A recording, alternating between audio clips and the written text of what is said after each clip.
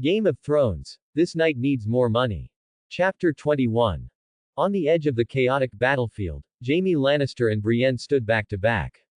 His left hand, clutching a dagger, exerted continuous force, and the tough ropes snapped instantly. Brienne struggled once and was free.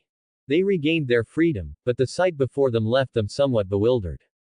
The camp had completely turned into a slaughterhouse. Members of the warriors' group had split into several factions, hacking at each other maniacally, utterly indistinguishable as friend or foe. Firelight flickered, illuminating twisted and ferocious faces. Blood and severed limbs were everywhere. Whose side should we take? Brienne's blue eyes were filled with confusion. This chaotic scene momentarily left her, despite her formidable martial skill, unsure of where to begin. Jaime flexed his newly freed left hand, his emerald eyes sweeping the battlefield. He scoffed, "Who cares? Just kill whoever you see. They are all bandits who deserve to burn in the seven hells anyway. Once they are cleared out, the air in the Riverlands might even be fresher." Hearing this, Brienne nodded in full agreement. Before being kidnapped by these men, she had encountered and killed various bandits and villains, but never had a single group inspired such profound disgust in her. The men of the warriors group seemed to embody all the evil in the world. Just as she was preparing to join the fray, a robust figure stumbled during the melee and fell right at Brienne's feet. Brienne looked down, and their eyes instantly met in mutual surprise. "Wog! Wog!" Both roared simultaneously, but Brienne's voice was distinctly louder and more imposing.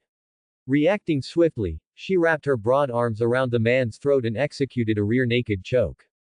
The man was certainly sturdy, and he struggled continuously, yet he was astonished to find himself unable to break free. This woman's strength was absolutely monstrous. Modern medicine proves that it takes at least 30 to 40 seconds to choke a person unconscious, but this was a time when every second counted. Just as the two were locked in a stalemate. PFF'd. A dagger easily slipped through the gap in the leather armor, plunging deep into the man's heart, ending the fight cleanly and decisively. "Killing requires a weapon, my lady." Jaime pulled out the dagger, wiped the blood on the dead man's clothes, and raised an eyebrow at the slightly panting Brienne. "Your method is too inefficient."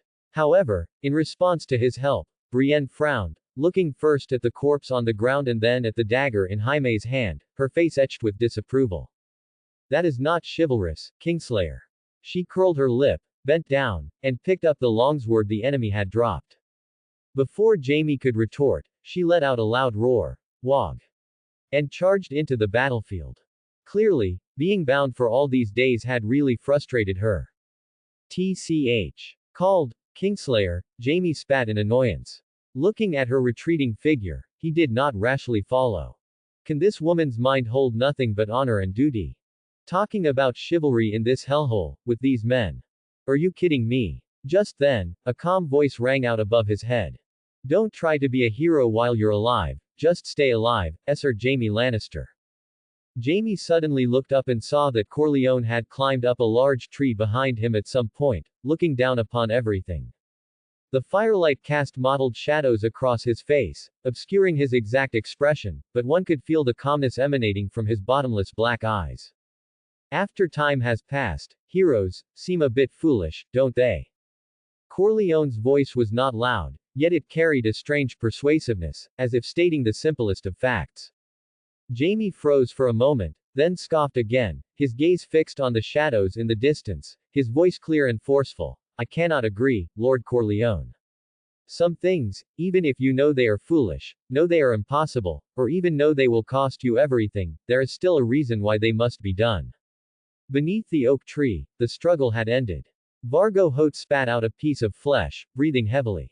Where his left eye had been, there was now only a bloody, empty socket. He had won. He killed the traitor, gnawing through his throat like a beast, but paid the price of an eye for it. Staggering up from Uswick's corpse, Vague was severely weakened. High fever and excessive blood loss from his injuries left him dizzy and barely able to stand.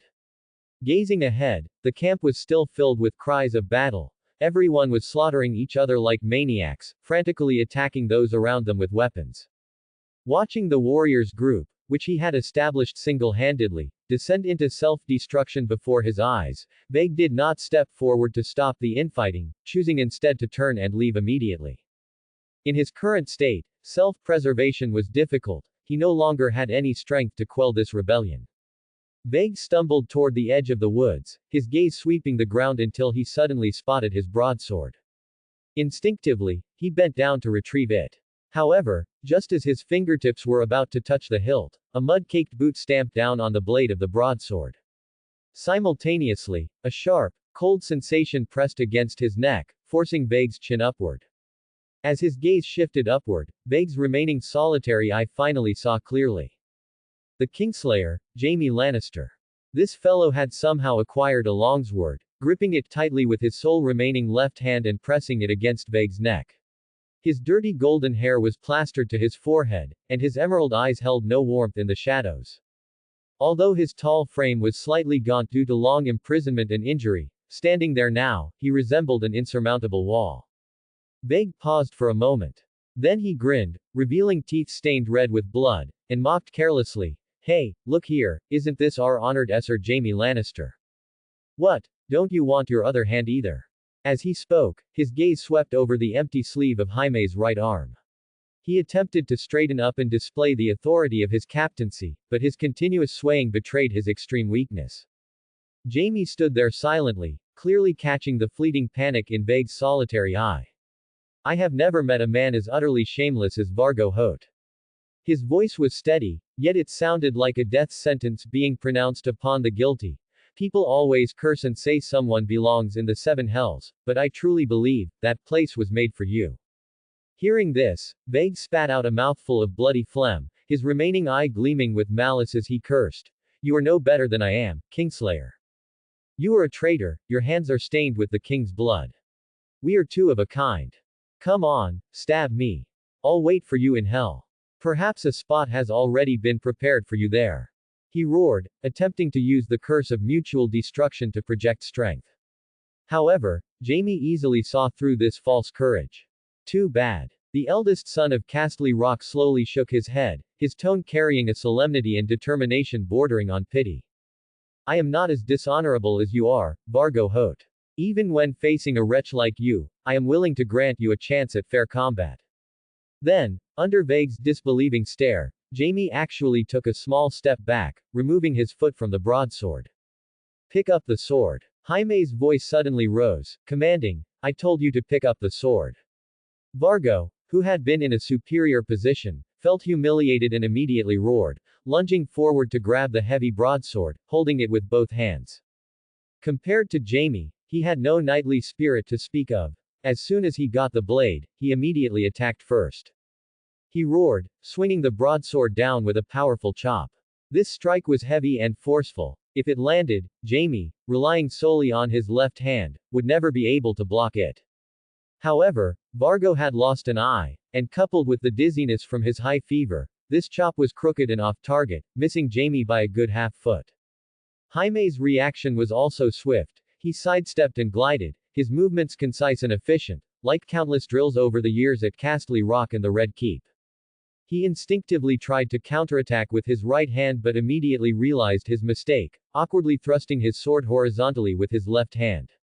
But how could the strength of his left hand compare to his dominant right hand?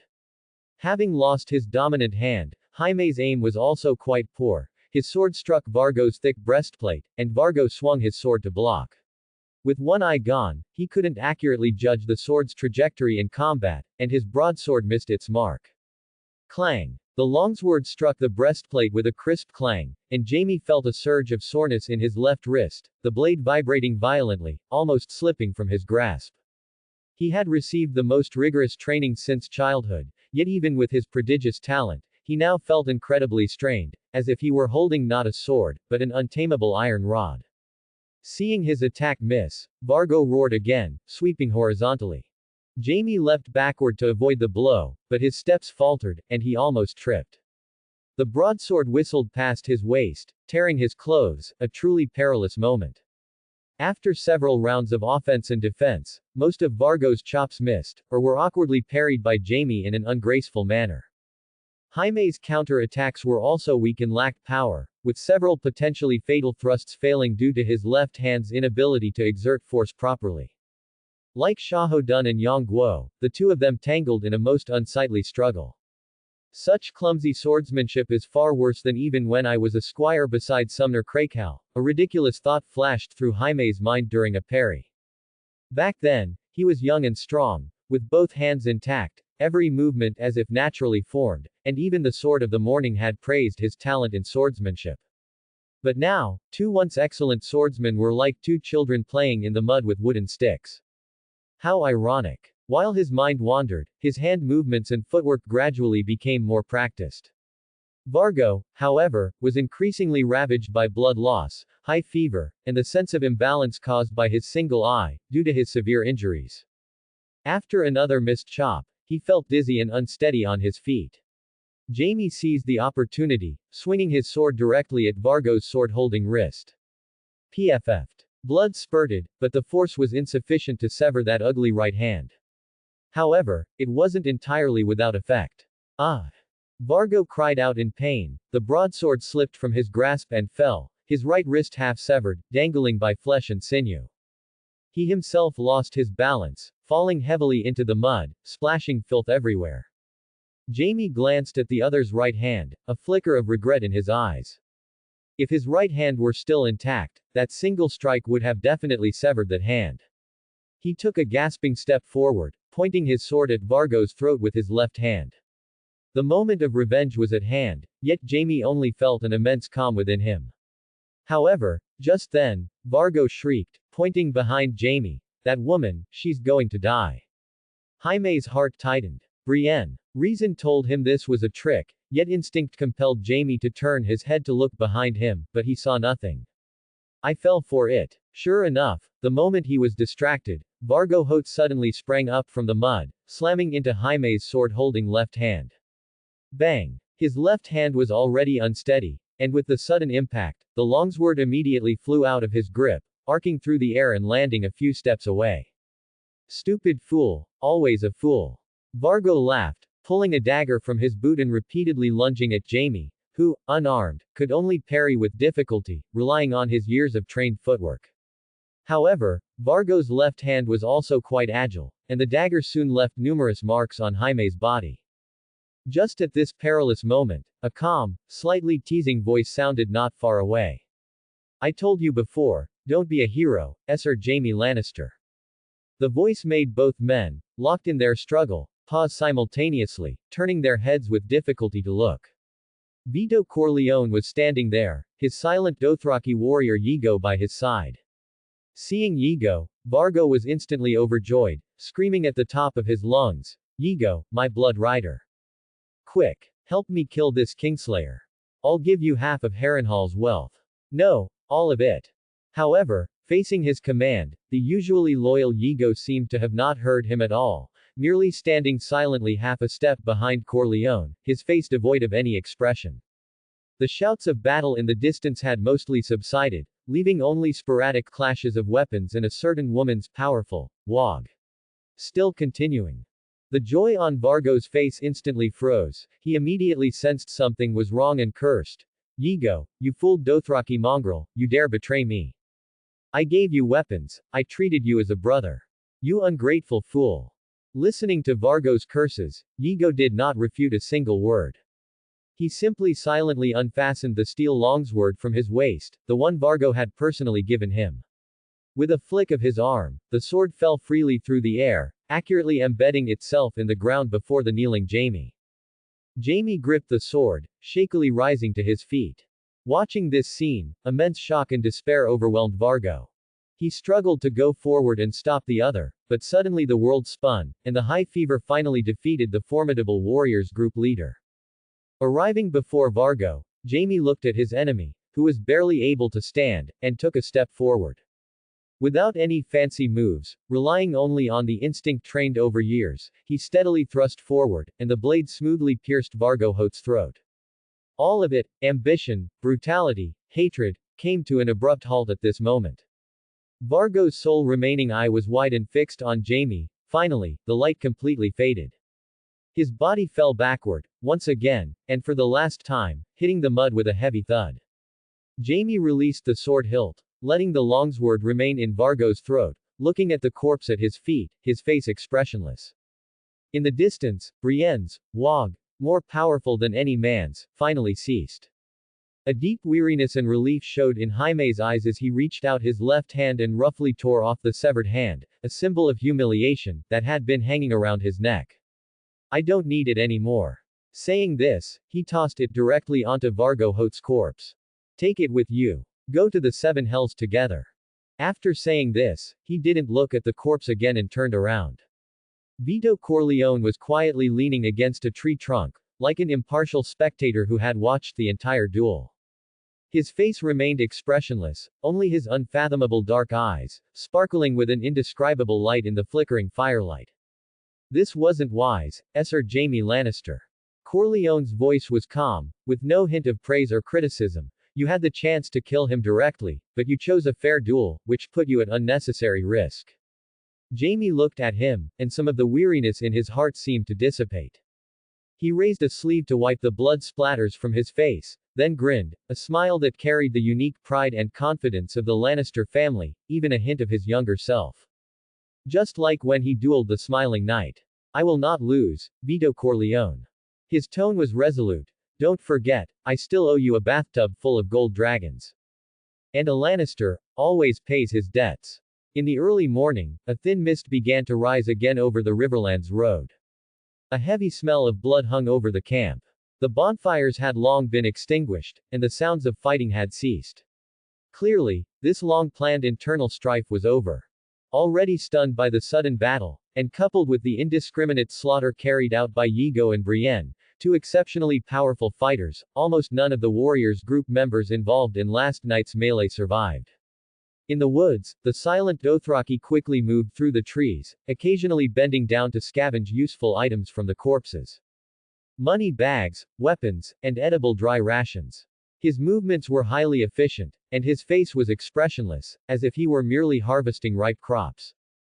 Of course, the Dothraki never farm. Brienne, meanwhile, was kneeling on one knee, resting on her sword hilt, her forehead pressed against the back of her hand. She was silently reciting something, likely tenets from the faith of the Seven, such as, Father above, and, Mother. In the center of the camp, beneath a relatively clean oak tree, Corleone held his small surgical knife, and after repeatedly sterilizing it in the flame, he focused on treating Jaime Lannister's severed wrist.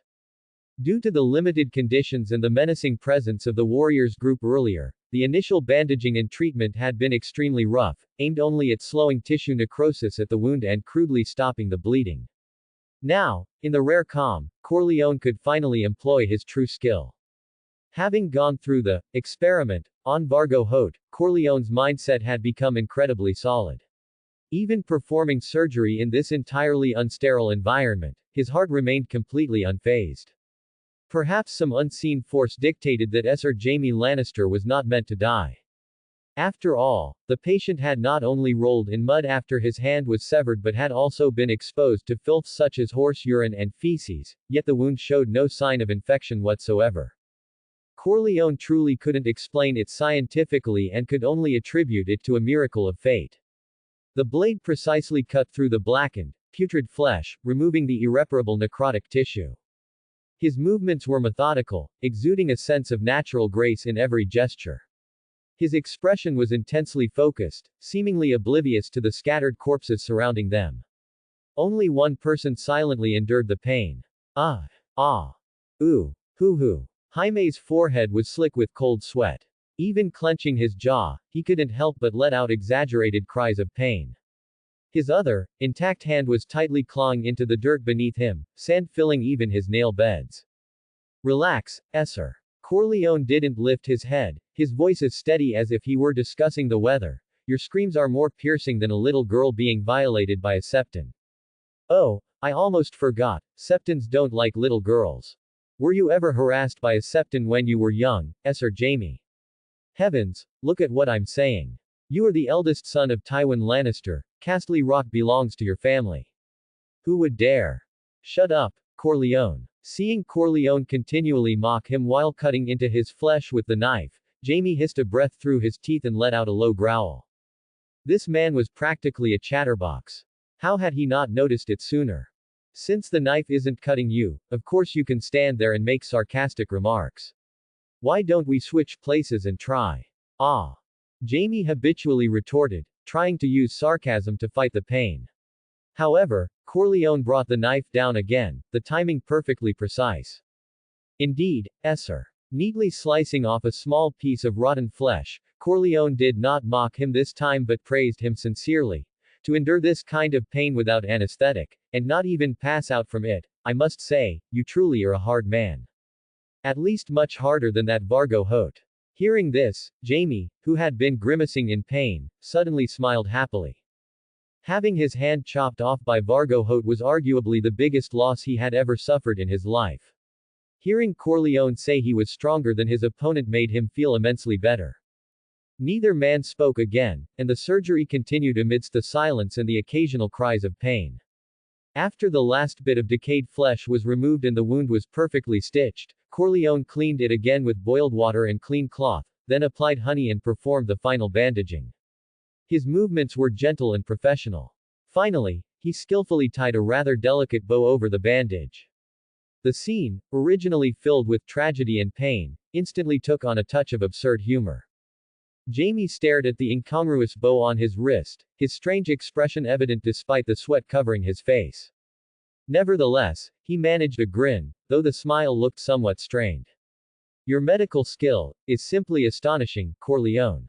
Just in terms of treating wounds, I even think that old coot Pycelle is inferior to you. Jamie affirmed sincerely, his gaze falling on Corleone's bare neck, which lacked the metal chain representing scholarly knowledge. He couldn't help but ask curiously. As a farmer, how did you acquire this skill? Corleone, who was packing up his medical tools, paused slightly, raised his head, met Jaime's emerald eyes, and flashed a shallow, meaningful smile. Everyone in this world has his own secrets, Sir Jamie. Just as I have never inquired about your past, never asked why you ended up here, and certainly never dug into your secrets. As a friend, Esser, I hope you can treat this hard-won friendship the same way. A friend. Jamie was stunned. Looking at the ragged but composed farmer before him, whose eyes seemed eternally deep, an extremely complex feeling welled up in his heart. He had never met a commoner who could speak with such clarity and whose words were imbued with wisdom and strength. Nor had he ever truly felt someone sincerely wanting to be his friend. Did he have friends? He likely did. As the eldest son of Tywin Lannister, the former heir to Castle Rock, and a member of the Kingsguard, Jamie had never lacked friends surrounding him since childhood due to his dazzling titles. But he knew better than anyone that those fawning smiles and warm embraces were only directed at the gold mines of Castle Rock behind him, and the awe-inspiring power of his father. After joining the Kingsguard, he had briefly gained some friendships. Esser Gerald Hightower, the White Bull, Esser Barristan Selmy, the Bold, and even Esser Arthur Dane, the Sword of the Morning, who had knighted him personally. He had gained his sworn brothers, truly enjoying the rare kind of friendship where people could be treated equally and sincerely, even trusting the other with their back. Or rather, comrades in arms. However, this friendship did not last long. Just a few years later, war broke out, and his sworn brothers departed or fell in battle one after another. Lewin Martell and Jonathor Derry died at the Trident, and Esser Arthur and 2 teammates fell at the Tower of Joy. Of the 7 Kingsguard, only he and Barristan survived. Yet, because he killed the Mad King, he was henceforth burdened with the title of Kingslayer.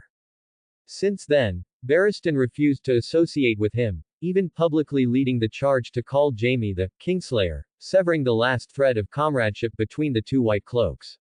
A friend. He was born into the wealthiest family in all the 7 kingdoms and possessed everything, yet friendship was an unparalleled luxury for Jamie.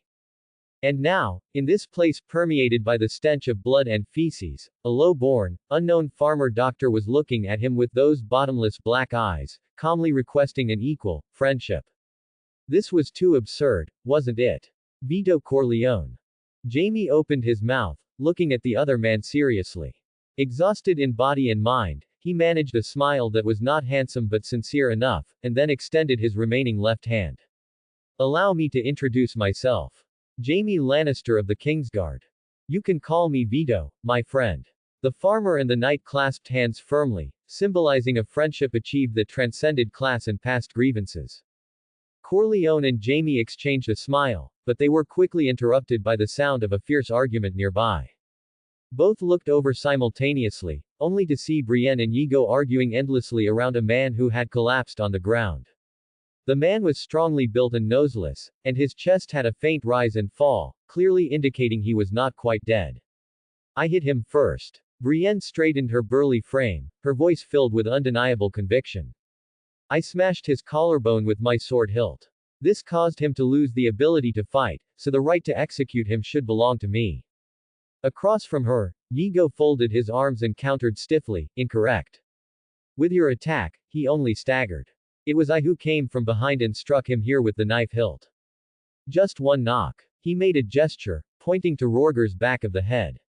Only then did he fall down like a slaughtered sheep. Therefore, he is mine. However, this provoked Brienne's displeasure, and she insisted, I distinctly remember striking the decisive blow first. My memory is not wrong. You are mistaken, woman. Among the Dothraki, women's memories are always worse than men's. They don't even remember who they were coupling with the second before. Perhaps you should recall properly. You crude Dothraki barbarian, your brain is probably only the size of a walnut. I'll say it again, he is mine. The two argued relentlessly, like two stubborn hounds constantly declaring their ownership, making the scene momentarily comical. Jamie and Corleone exchanged glances, both seeing a hint of helplessness and amusement in the other's eyes, and both stepped forward. Yigo. Corleone's voice was not loud, but the Dothraki warrior instantly stopped arguing, silently stepping back half a pace to stand beside Corleone.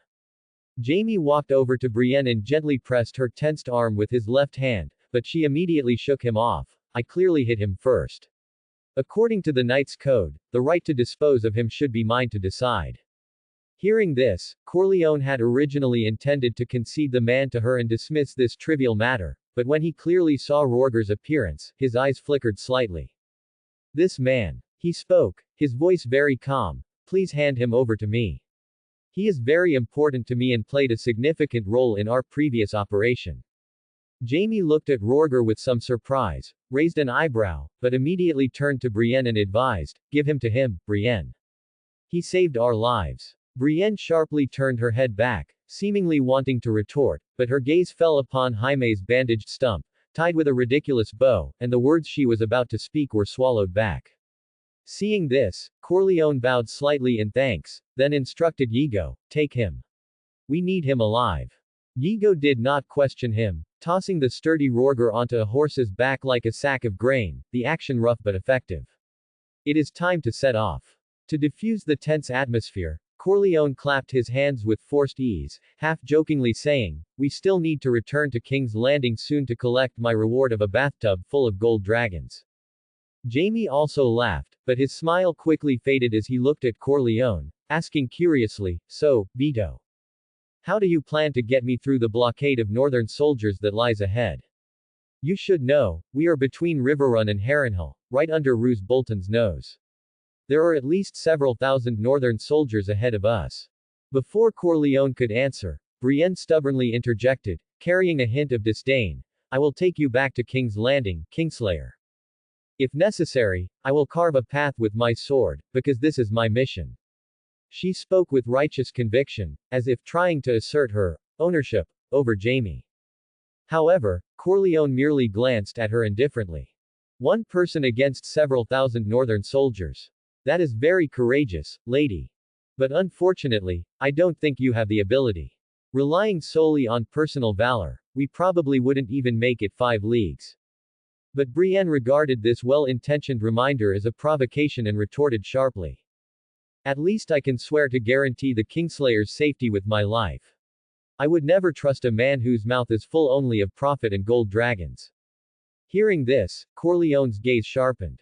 Although this woman's character was unquestionable, she was truly somewhat self-opinionated. And what about you, Brienne of Tarth? If he didn't persuade her, their subsequent actions might lead to unnecessary complications. Corleone decided not to spare her feelings and questioned her sternly. You once swore to protect Renly Baratheon, but he died. Later, You swore fealty to Lady Caitlin Tully, promising to take Sir Jaime to King's Landing to exchange him for her 2 daughters. And what was the result? If it weren't for me, this fellow who talks only of profit, you and your mission, would now be tightly bound like livestock by the warriors' group, transported to Harrenhal and presented to Roose Bolton for a reward. What defends your vows? Your mouth. These words struck the deepest pain within Brienne. She was enraged and humiliated, her hand touching the sword hilt at her waist as she cried out, "How dare you? Stop it, Brienne." Just then, Jaime decisively grabbed her wrist, his voice severe, "Drawing a sword against the man who just saved us, is that what you call chivalry?" Brienne's chest heaved violently, her blue eyes showing 3 parts anger, 3 parts grievance, and 4 parts frustration, displaying a perfect pie chart of emotion. She violently flung off Jaime's hand, plopped heavily onto the ground, hugging her knees like a sulking child weighing over 200 pounds, refusing to look at anyone. Jaime shook his head helplessly, made no attempt to console her, and instead turned his gaze back to Corleone, awaiting his answer. Corleone did not take Brienne's reaction to heart, he wasn't petty enough to haggle with a woman. Instead, he counter-questioned. After Vargo Hoat captured you earlier, where did he originally intend to take you for a reward? Hearing this, Jaime first frowned slightly, then seemed to realize something. Are you suggesting Harrenhal? The moment the words left his mouth, Brienne, who was sitting on the ground, bristled like a cat whose tail had been stepped on, pointing at Corleone. I knew it. I knew you had ill intentions. You definitely want to take us to Roose Bolton for gold dragons. You and Vargo Hoat are 2 peas in a pod. Faced with this reaction, Corleone couldn't even be bothered to get angry. After all, dealing with foolish people is sometimes 100 times harder than dealing with clever people. But he had to get used to it, because there are always more fools in this world. Please remain seated, lady. Corleone's tone was almost pitying. Use your brain. If I merely wanted ransom, then delivering you and Sir Jaime back to Lord Tywin intact would fetch a price at least 10 times what Roose Bolton or the king in the north could offer. At this, Brienne was immediately choked up, unable to find any words to refute him, only asking stubbornly, then why do you? We have no choice. Corleone replied calmly. If we don't go through Harrenhal, we would have to turn back and circle around God's Eye Lake. That would add at least 3 times the distance, and we would encounter far more danger. Even if we managed to rush back to King's Landing safely, by that time, the war would likely be over. He took a deep breath, then looked seriously at Brienne, delivering an ultimatum. Either you choose to trust me, or I ask you to leave right now, alone, and return to Riverrun to report back to Lady Caitlin Tully. Tell her you lost her last bargaining chip. These words completely enraged Brienne. She leapt up, grabbed Jaime's left hand, and dragged him backward. Come with me, Kingslayer. This farmer is absolutely insane. He cannot be trusted. We will die there. However, to Brienne's surprise, Jaime, who was not as strong as her, braced himself firmly in place and did not move an inch, no matter how hard she pulled. She turned back in confusion, only to see him use his sole remaining left hand to grab Brienne's arm and pat it. Looking straight at Brienne, Jaime's emerald eyes shone with determination, his voice low and clear. I trust him, Brienne. He is my friend. Just like you. This sentence struck Brienne like a bolt of lightning. She froze first, a flicker of disbelief crossing her eyes, but immediately, her strong sense of pride and principle made her violently shake off Jaime's hand, as if it were something filthy. He is not my friend, Kingslayer. Her voice was cold, carrying a hint of pain, as if she had been betrayed, and she spoke cruelly. Neither are you. Harrenhal, the king's pyre tower. The name itself carried an ominous meaning, as if the vengeful spirit of its builder, Harren the Black, who was burned alive by dragonfire, still haunted this castle built with the full might of the Riverlands. Roose Bolton, lord of the Dreadfort, sat behind a dark red, lacquered oak desk, the deep color resembling long-dried bloodstains. Since the war began, this room had changed hands several times. House Hoare, Harrenhal's original owners, were driven out effortlessly by Lord Tywin Lannister after offering almost no resistance. The Lord of Castley Rock had briefly used this place as his office. This expensive desk and the gilded candelabra carved with the lion sigil in the corner were brought in during his stay. Now, the arrival of Roose Bolton added a unique, crypt-like, cold silence to the already sinister castle. The room was meticulously clean, almost spotless, yet this near-obsessive cleanliness felt chilling. Much like Lord Bolton himself, you could never glimpse a flicker of genuine emotion beneath the pale skin of his face. His movements were methodical, he was like a precisely operating instrument, devoid of any personal feeling. The air was filled with the smell of old parchment and dry ink. The Lord set down the book he was holding, its cover clearly titled, The Greatest of the Seven Kingdoms, Harrenhal and its Owners. This book meticulously documented the successive owners of the castle since Aegon I Targaryen the Conqueror subjugated the Seven Kingdoms. It was hard to imagine that Harrenhal had been ruled by 9 different houses in less than 3 centuries. But the most outrageous fact was that, apart from House Hoare, who were still in exile, almost none of Harrenhal's rulers, including their family members, had met a peaceful end. All the accounts in the book forced one to believe in an incredible notion, a curse. Legend held that Harren the Black mixed human blood into the mortar to build the castle, thus burdening it with a terrible curse from the day it was completed, a curse that prevented anyone from holding the castle permanently. Consequently, Harrenhal's occupants seemed unable to escape the clutches of misfortune. It was said that late at night, servants could still hear the final wails of Harren and his sons in the flames. Ha! Roose Bolton's slender, pale fingers traced the smooth surface of the desk. He seemed scornful of this idea. As the Lord of the Dreadfort, the leader of the Flayers, he never believed in such things. In Roose's view, this was merely a narrative used by the weak to conceal the truth of their failures, or perhaps just self-consolation. In his philosophy, the operating principle of the world was simple and cruel. Lords who could not defend their own lands and power were simply manifestations of insufficient strength and inadequate wisdom. The strong prey on the weak, and survival of the fittest, that was the iron law. The curse of Harrenhal was nothing more than a fig leaf collectively woven by failures to hide their own incompetence and stupidity. The Bolton family had managed to contend with House Stark for millennia in the harsh cold of the north through precise calculation, decisive action, and tenacious endurance, rather than relying on ghosts or gods. Tapping the desk, Roose again set down a scroll meticulously detailing the consumption and status of military provisions, his movements slow and composed. Every subtle gesture conveyed an elegance utterly foreign to the rugged north, like that of a southern noble. However, his usually placid face now bore a rare, slight frown. The movement was tiny, almost imperceptible, but the expression was genuine. Clearly, the current situation had indeed developed to a point he found somewhat tricky. Roose leaned back in his chair and slightly narrowed his eyes, a figure of stout build and resolute appearance gradually surfacing in his mind. The king in the north, Robb Stark, the young man fiercely supported by the Northmen. Even in Roose's estimation, he had to admit that the young wolf possessed a prodigious talent for warfare.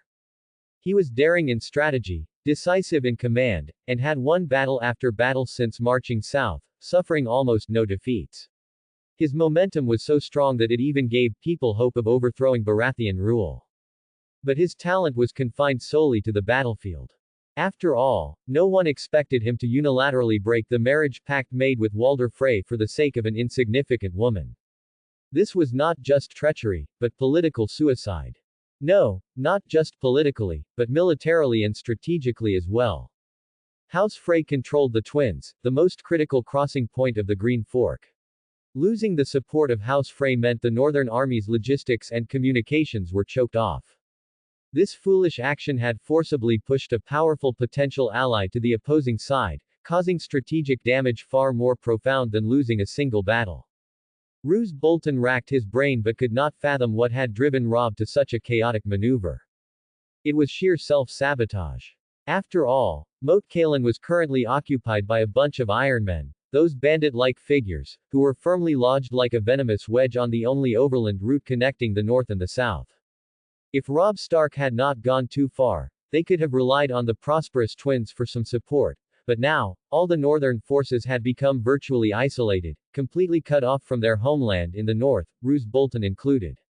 They appeared to be fighting fiercely in the south, but in reality, they had become rootless trees and waterless streams, deeply mired in the quagmire of war that was the Riverlands, unable to advance or retreat.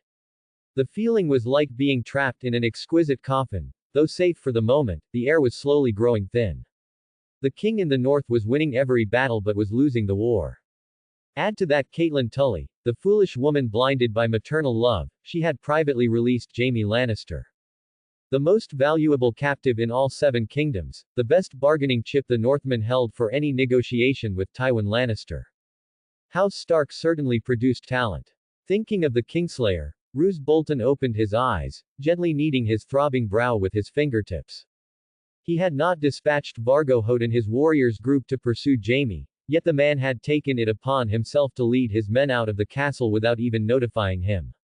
Roose did not trust the SOC sellsword leader, who was habitually greedy and utterly disloyal, but currently, he had no good way to restrain him. He would have to wait until he had a free hand. Thinking this, he couldn't help but open a drawer and glance at the envelope inside, sealed with the impression of a lion. Just as the Lord of the Dreadfort was contemplating his options, a familiar set of footsteps approached, crisp and clear, the sound of armored boots on the floor. Without needing to look, Roose Bolton knew it was his most trusted subordinate. Sure enough, when he slightly raised his eyelids, the stern, rock-hard face appeared in the doorway. He wore chainmail scarred by battle, iron greaves wrapped around his legs, and his eyes were sharp. My lord. Iron leg. Warden's voice was quiet, his language concise and without unnecessary embellishment. We found the Kingslayer. Oh. Hearing this, Roose Bolton looked up with slight surprise, his pale eyes focusing on Warden's face. His thin lips moved, and he mocked, it seems Vargo Hoat actually has some skill. No. Not Vargo Hoat, my lord. Warden quickly explained, the serious expression on his face turning slightly strange. It was him himself, Erm. He urgently wanted to describe the scene, but with Warden's limited vocabulary, he didn't know how to answer at all. After stuttering for a long moment, he swallowed, his lips twitching. In short, they are at the castle gate right now. You had best go see for yourself, my lord. Roose Bolton did not leave the castle. Instead, he received Corleone and his group in a small sitting room. The flames in the fireplace burned quietly, casting flickering light and shadow onto the face of everyone present. Roose Bolton sat in the main seat, a trace of confusion flashing across his pale face as he looked at the group before him, arguably the strangest assortment in all Westeros.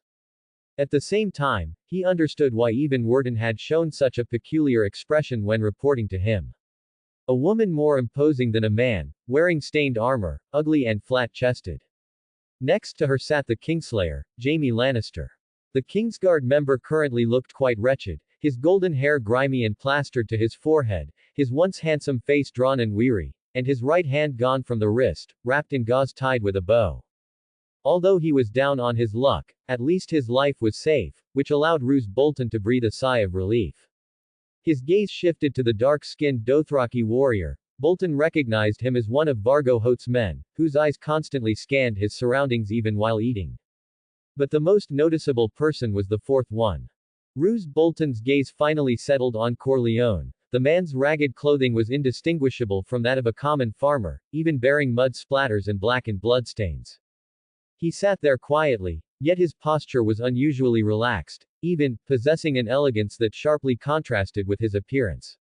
This unique demeanor made Bolton feel slightly uneasy, as if a poisonous snake hidden in the dark had suddenly encountered its own kind, immediately raising his guard. Even stranger, this farmer was inexplicably enveloped by an indescribable, special aura. That calm feeling of control, as if he saw through everything, reminded him of the first time he met Lord Tywin Lannister, back when he followed King Robert during the rebellion. It was too bizarre. Bolton frowned slightly. Not even the gods could explain why 4 such disparate people had ended up together. Inside the sitting room, the atmosphere fell silent for a time, broken only by the occasional crackle of wood in the fireplace and another sound that set teeth on edge, repeating constantly. Screech, screech, screech, screech. Jaime Lannister gripped a dinner knife tightly in his left hand, struggling against the fragrant roasted beef before him. However, the beef seemed incredibly tough and unwilling to be consumed. The blade scraped against the porcelain plate, producing a grating, irritating noise. He tried several times, his cheeks even flushing slightly from the effort, becoming visibly frustrated, yet he could never elegantly cut off a clean piece, instead splattering gravy onto the tablecloth. The scraping grew louder, lending a sudden sense of farce to the otherwise solemn sitting room. Enough. After many repetitions, Brienne, sitting nearby, couldn't stand it anymore.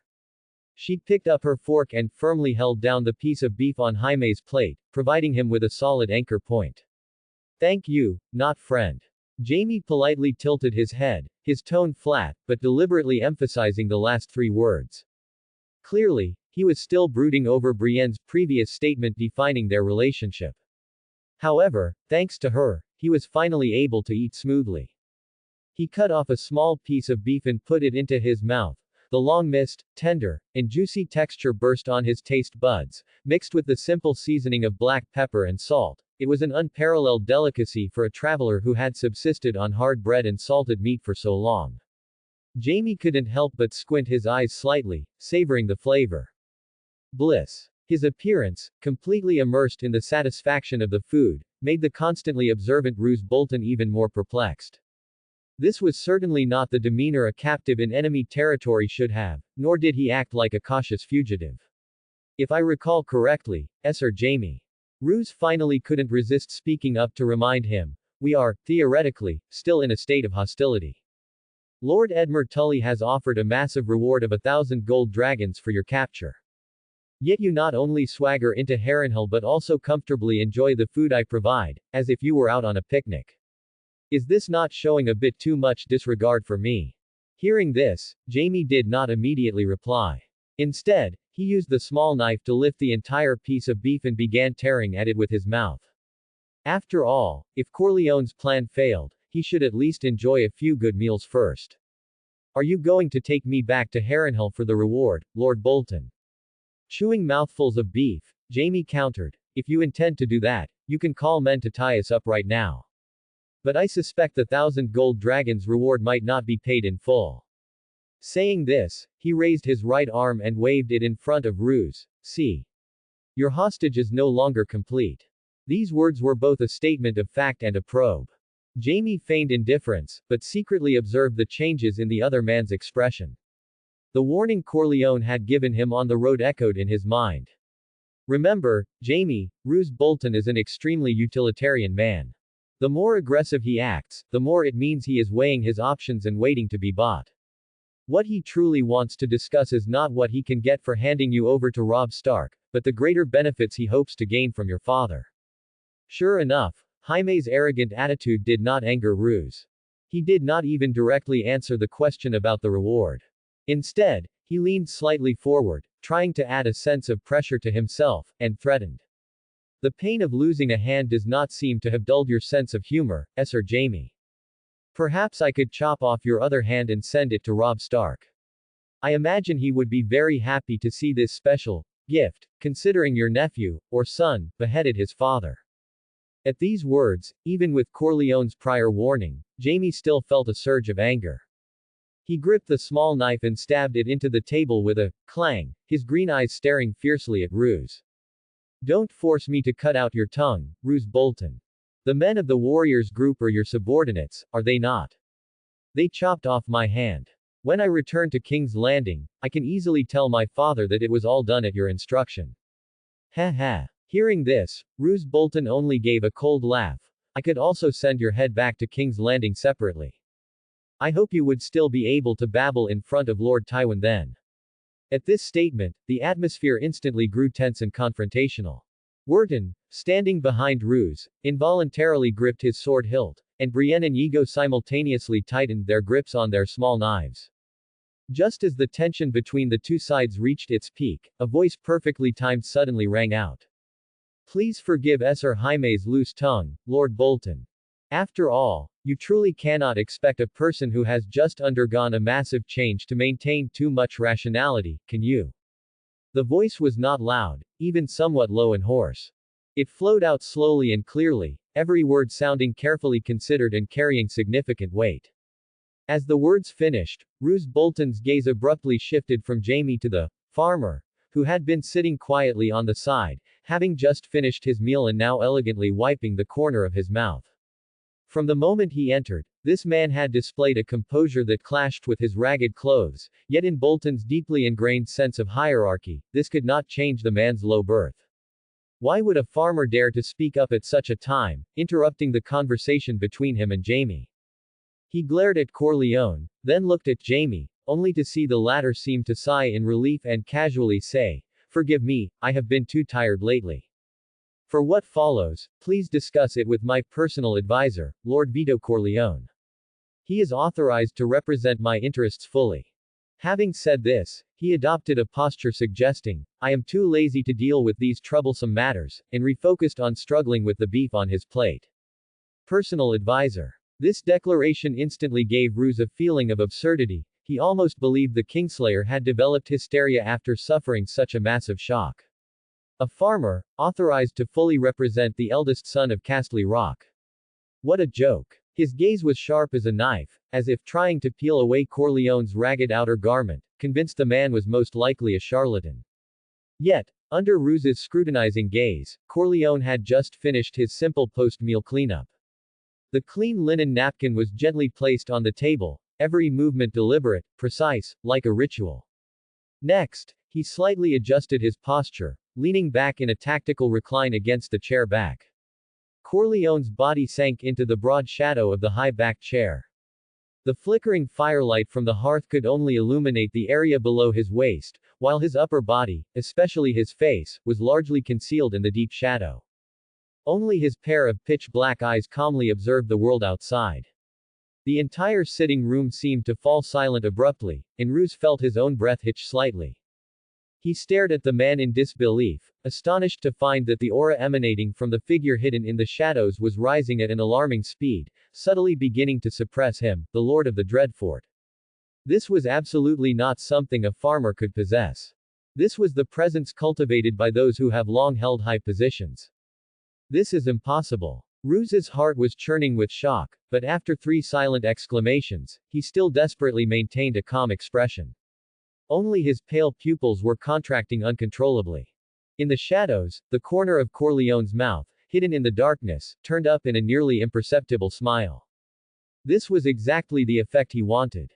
On the way to Harrenhal, he had unhesitatingly invested the gold dragons he had looted from the warriors group into the system, drawing a rather excellent skill.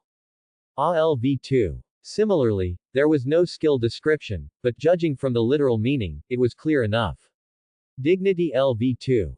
Although it was another auxiliary skill that didn't seem to directly enhance combat power, causing Corleone, who craved more direct power deep down, a slight disappointment, the improvement it brought was tangible.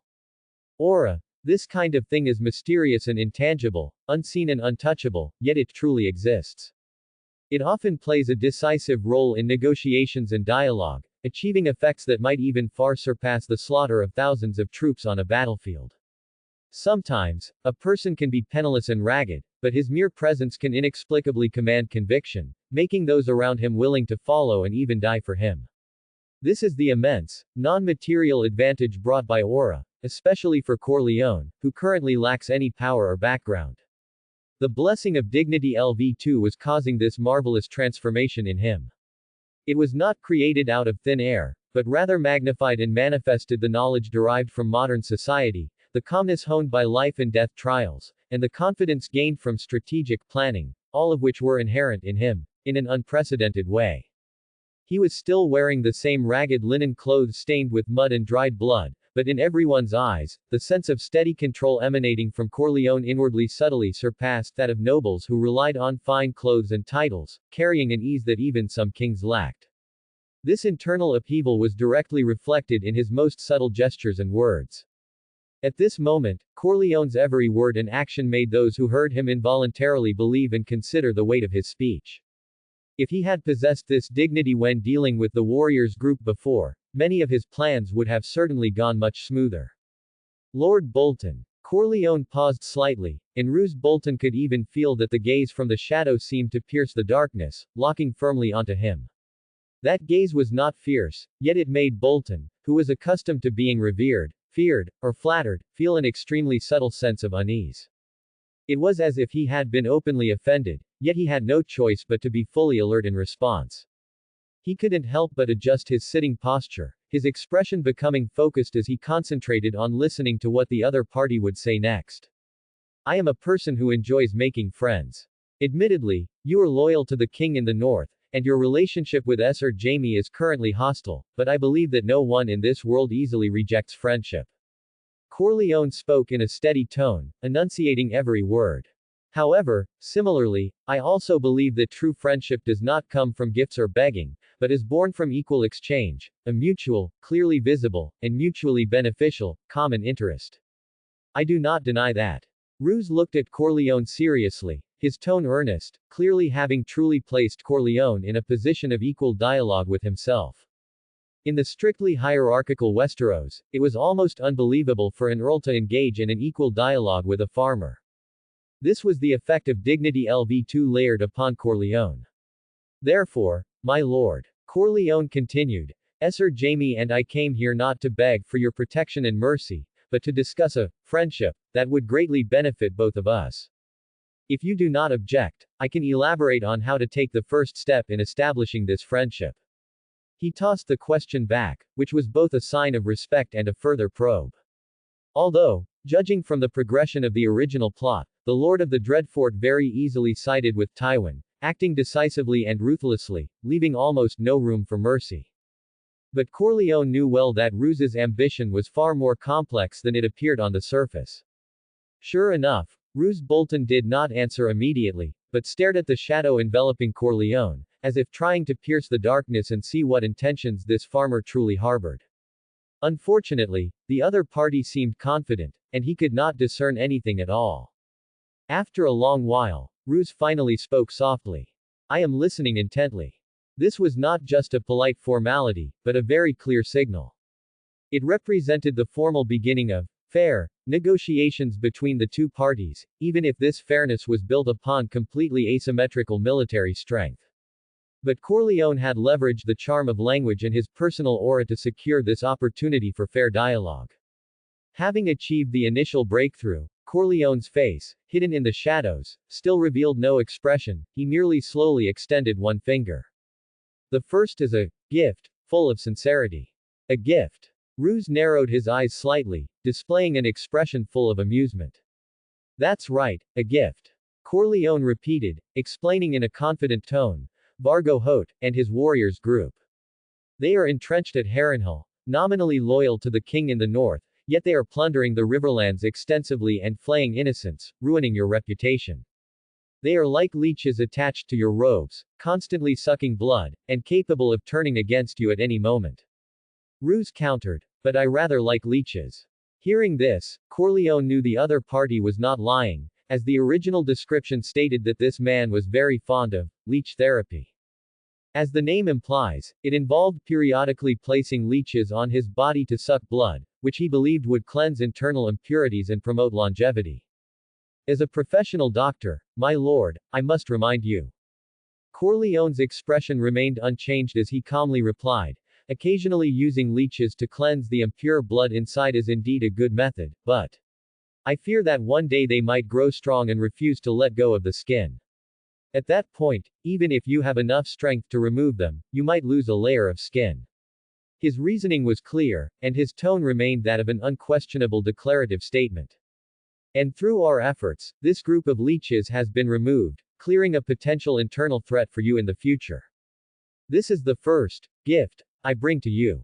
Roose Bolton listened quietly, his pale fingers lightly tapping the armrest of his chair.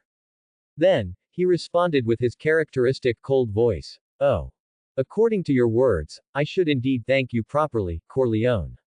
His tone carried a hint of sarcasm, yet he did not deny that the destruction of the warriors group held positive significance for him, but that was the extent of it. After all, a gift of this magnitude was not enough to make him concede. Corleone was not surprised by this. He paused slightly, then calmly extended a second finger. Second, Lord Bolton, let us discuss the cause to which you are currently loyal.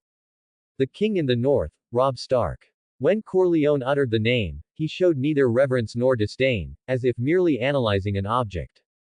This, however, piqued the curiosity of Roose Bolton.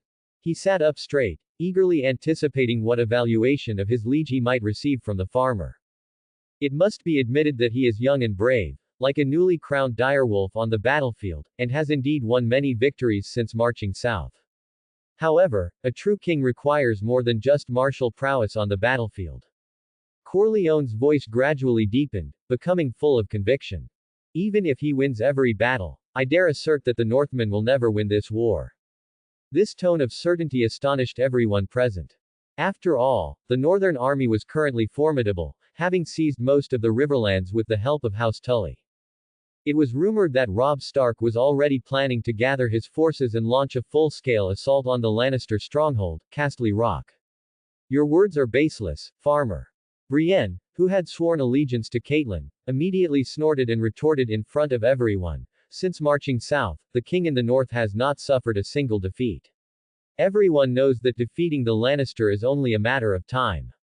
Her tone was harsh, but the sentiment was sound. At least for now, most people believed this, even Jaime. Calm down. Seeing Brienne's indignant appearance, Jaime quickly reached out and placed a hand on her shoulder. Sometimes, the woman's stubbornness made him think of Cersei. After all, knowing something was one thing, but saying it in front of others was another. Don't forget, they were currently negotiating. Reason told Jaime that Brienne's actions would ruin the opportunity Corleone had worked so hard to secure. He couldn't help but quietly observe Roose Bolton's expression, yet what surprised Jaime was that the other party raised no objection, nor did he offer a rebuttal.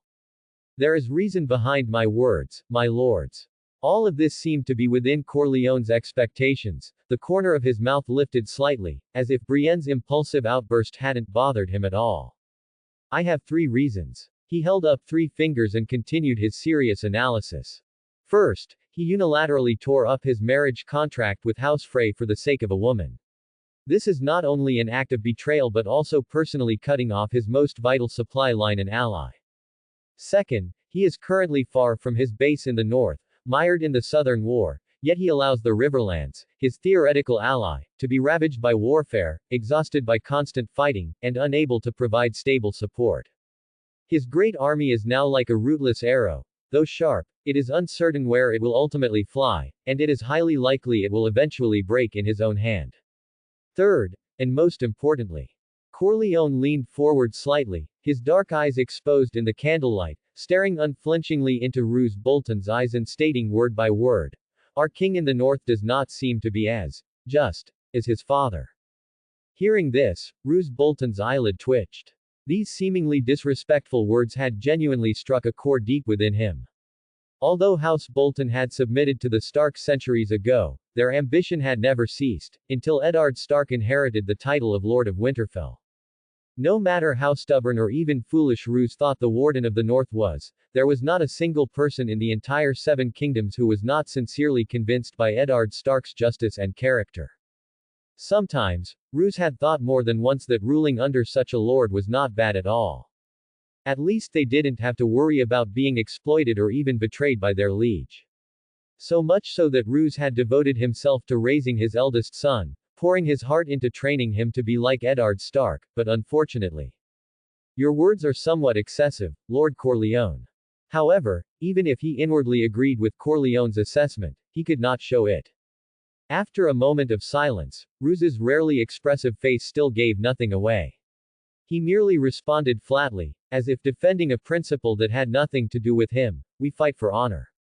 Honor. Hearing this, Corleone let out an undisguised sneer, immediately dropping all pretense and stating the facts directly. Lord Rickard Karstark. He contributed the most in the previous wars, and his 2 sons fought faithfully until death protecting their liege in that crucial battle in the Whispering Wood. At this point, Corleone opened his palm and elegantly pointed toward Jaime Lannister, who was once again focused on tearing into his beef. Jaime, chewing heartily, felt the gaze, looked up, saw Corleone's gesture, and immediately raised an eyebrow smugly. Yes, those 2 Karstark boys had indeed fallen beneath his sword. Although he was captured in that battle, Jaime never considered himself defeated, for at the time he had led his personal guard in a display of might, personally slaying more than a dozen of Robb Stark's guards. It could be said that he had nearly emulated Barristan by taking an enemy general's head amidst 10,000 troops, changing the course of the battle single-handedly. Unfortunately, those few steps became his eternal regret. He sighed inwardly, then lowered his head again, continuing to tear at the poor piece of beef, as if venting the frustration of his failure that day. Corleone, meanwhile, refocused his gaze on Roose Bolton and challenged, "So, Lord Bolton, please tell me, did House Karstark win honor?" "No." He raised his voice slightly, carrying a power that resonated deeply. "Lord Rickard, this father who lost two excellent sons, this vassal who shed his blood for House Stark, ended up slaying two Lannister captives in an act of vengeance. His fate, however, was to have his head personally ordered chopped off by our just king in the north." Speaking, Corleone stared intently at Roose, delivering a soul-piercing question. "Lord Bolton, you wouldn't want to suffer the same fate as Lord Rickard Karstark, would you?" When his voice fell, the reception hall sank into a long silence. The firelight flickered in the hearth, seeming to illuminate an extremely subtle crack in Roose Bolton's face. Jaime stopped chewing, his tight lips betraying his inner tension. He stared intently at Bolton. Even with his unusual trust in Corleone, he knew that those words were tantamount to openly questioning, even disparaging, the man's liege, touching the most sensitive nerve of a great lord. How would Bolton react? Beside him, Brienne's reaction was even more evident. When Corleone began dissecting Robb Stark's mistakes, disgust started to show in her blue eyes. To her, Lady Catelyn was a beacon of faith, House Stark represented honor and justice, and Corleone's current remarks were full of blasphemy and disrespect. She clenched her fists, fighting the urge to speak up and refute him. What made Brienne even more uneasy was the kind of purely amoral calculation of self-interest revealed in Corleone's words, making her instinctively sense that the discussion between him and Bolton that was about to follow might become very. The tense atmosphere persisted for quite some time. After a long while, Roose finally spoke. "This does not concern you, Vito Corleone. Even if His Majesty Robb Stark is prejudiced in certain aspects, the loyalty of House Bolton is absolutely unshakable." He first drew a line, emphasizing that this was an internal matter of the North. At the same time, he stated his position, yet did not refute Corleone's evaluation of the king in the North. Hearing this, Corleone remained silent, looking at Roose's seemingly steadfast and loyal face, thinking internally, "I believe you like I believe a ghost." At the same time, he couldn't help but marvel that this fellow's acting skills were truly superb. Even inside LV1 couldn't detect a single flaw. If he hadn't read the original work, even he might have been fooled. Sure enough, Roose did not pursue his insolence, leaning back slightly. "And rather than so-called friendship, I am more interested in the mutual benefit you spoke of, which is advantageous to both of us. Of course, Lord Bolton. As I said before, clear interests maintain a relationship longer than empty vows. Similarly, I am a man who is very keen to discuss business with friends." He deliberately emphasized the word, friends, carrying an unspoken understanding between them. He extended a finger and lightly tapped the air. "All we require is for you to lend a helping hand, providing a safe conduct pass to ensure Sir Jaime and I can return safely to King's Landing." Then, Roose Bolton immediately cut to the chase, his question aiming at the core issue. "What do I get? What do you wish to gain, Lord Bolton?" Corleone did not answer directly, but subtly countered. "You are already the Lord of the Dreadfort, second only to one, above tens of thousands." Ha ha. Hearing Corleone say this, Roose immediately understood, the corner of his mouth twitching almost imperceptibly. "Your words are bold, Lord Corleone. But why should I trust the empty promises of a stranger?" When Roose's words fell, Brienne, who had been suppressing her anger, immediately widened her eyes in disbelief. Had he agreed? But why? What agreement did they reach? "I clearly didn't hear anything. You don't need to trust my promise, Lord Bolton." Amidst Brienne's confused expression, Corleone also offered a knowing smile. "We both know very well that if I were speaking falsely, the moment I arrived in King's Landing, I would face the sword of Lord Tywin. I wouldn't joke about my own life." These words were rational and reasonable, starkly presenting the ultimate price a liar might face, which paradoxically added to his credibility. "I can trust you, Mr. Corleone. However, I require a more tangible guarantee." As he spoke, his gaze passed over Jaime and finally landed on the utterly bewildered Brienne of Tarth. He raised a pale, slender finger and pointed at her, as if identifying an object. "This woman must remain here." "That's impossible." Hearing the demand of Roose Bolton, a flash of confusion crossed Brienne's blue eyes, immediately replaced by surging fury. She shot to her feet, the movement so violent that it knocked over the chair behind her, which fell to the floor with a dull thud. No. I absolutely will not stay. Brienne stared intensely at Roose, her voice hoarse with emotion, and demanded forcefully, I am not a bargaining chip in your trade, nor am I cargo to be discarded at will. I followed the orders of Catelyn Tully to safely return the Kingslayer to King's Landing in exchange for to Miss Stark. Are you going to betray your liege's decision and condemn her daughters to death, Lord Bolton? Mind your words, my lady. Faced with her accusations, Roose Bolton's reaction was surprisingly calm. He looked directly at her with a calmness that was completely unlike the seriousness he had shown when facing Corleone just moments ago. Instead, it was as if she were merely a buzzing fly. Clearly, Roose did not regard the heir of Tarth highly. Leaving aside the fact that Catelyn Tully's earlier action of secretly releasing a captive was tantamount to treason, the promise you believe you are keeping is entirely devoid of honor. Roose stated calmly in his characteristic icy tone, everything I am doing now is precisely to ensure the safety of the two Miss Stark. You value your own honor above all else, do you not, Brienne of Tarth? Very well, now is the time for you to demonstrate your integrity. If you agree to remain in Harrenhal as a hostage, then I will release Sir Jaime to return to King's Landing in exchange for Catelyn's two daughters. How about it? That final rhetorical question instantly silenced Brienne. She instinctively sensed a conspiracy, yet the other party had perfectly used the honor she upheld to threaten her. If she chose to agree, she would likely fall into a trap, but if she refused, she would be branded as one who refuses to uphold honor and oaths. She was caught between a rock and a hard place. In the balancing and confrontation of interests, someone must always become the measured price. Seeing that Brienne remained silent, Roose raised an eyebrow and continued to fan the flames. Your anger is like the winter sun of the north, seemingly fierce, yet unable to melt even a single flake of ice.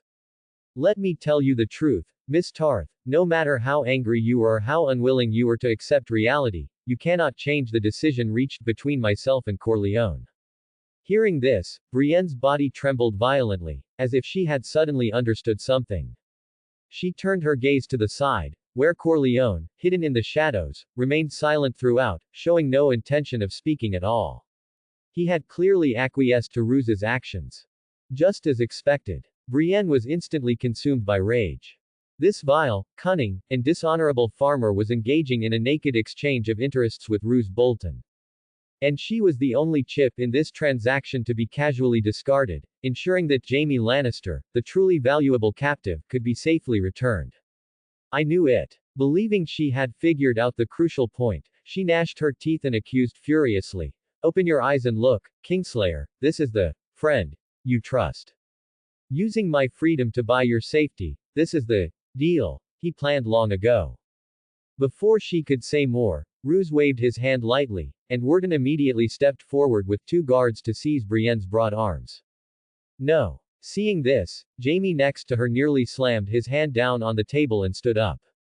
His right hand instinctively reached for his waist, but unfortunately, there was neither a sword nor the hand to grip it.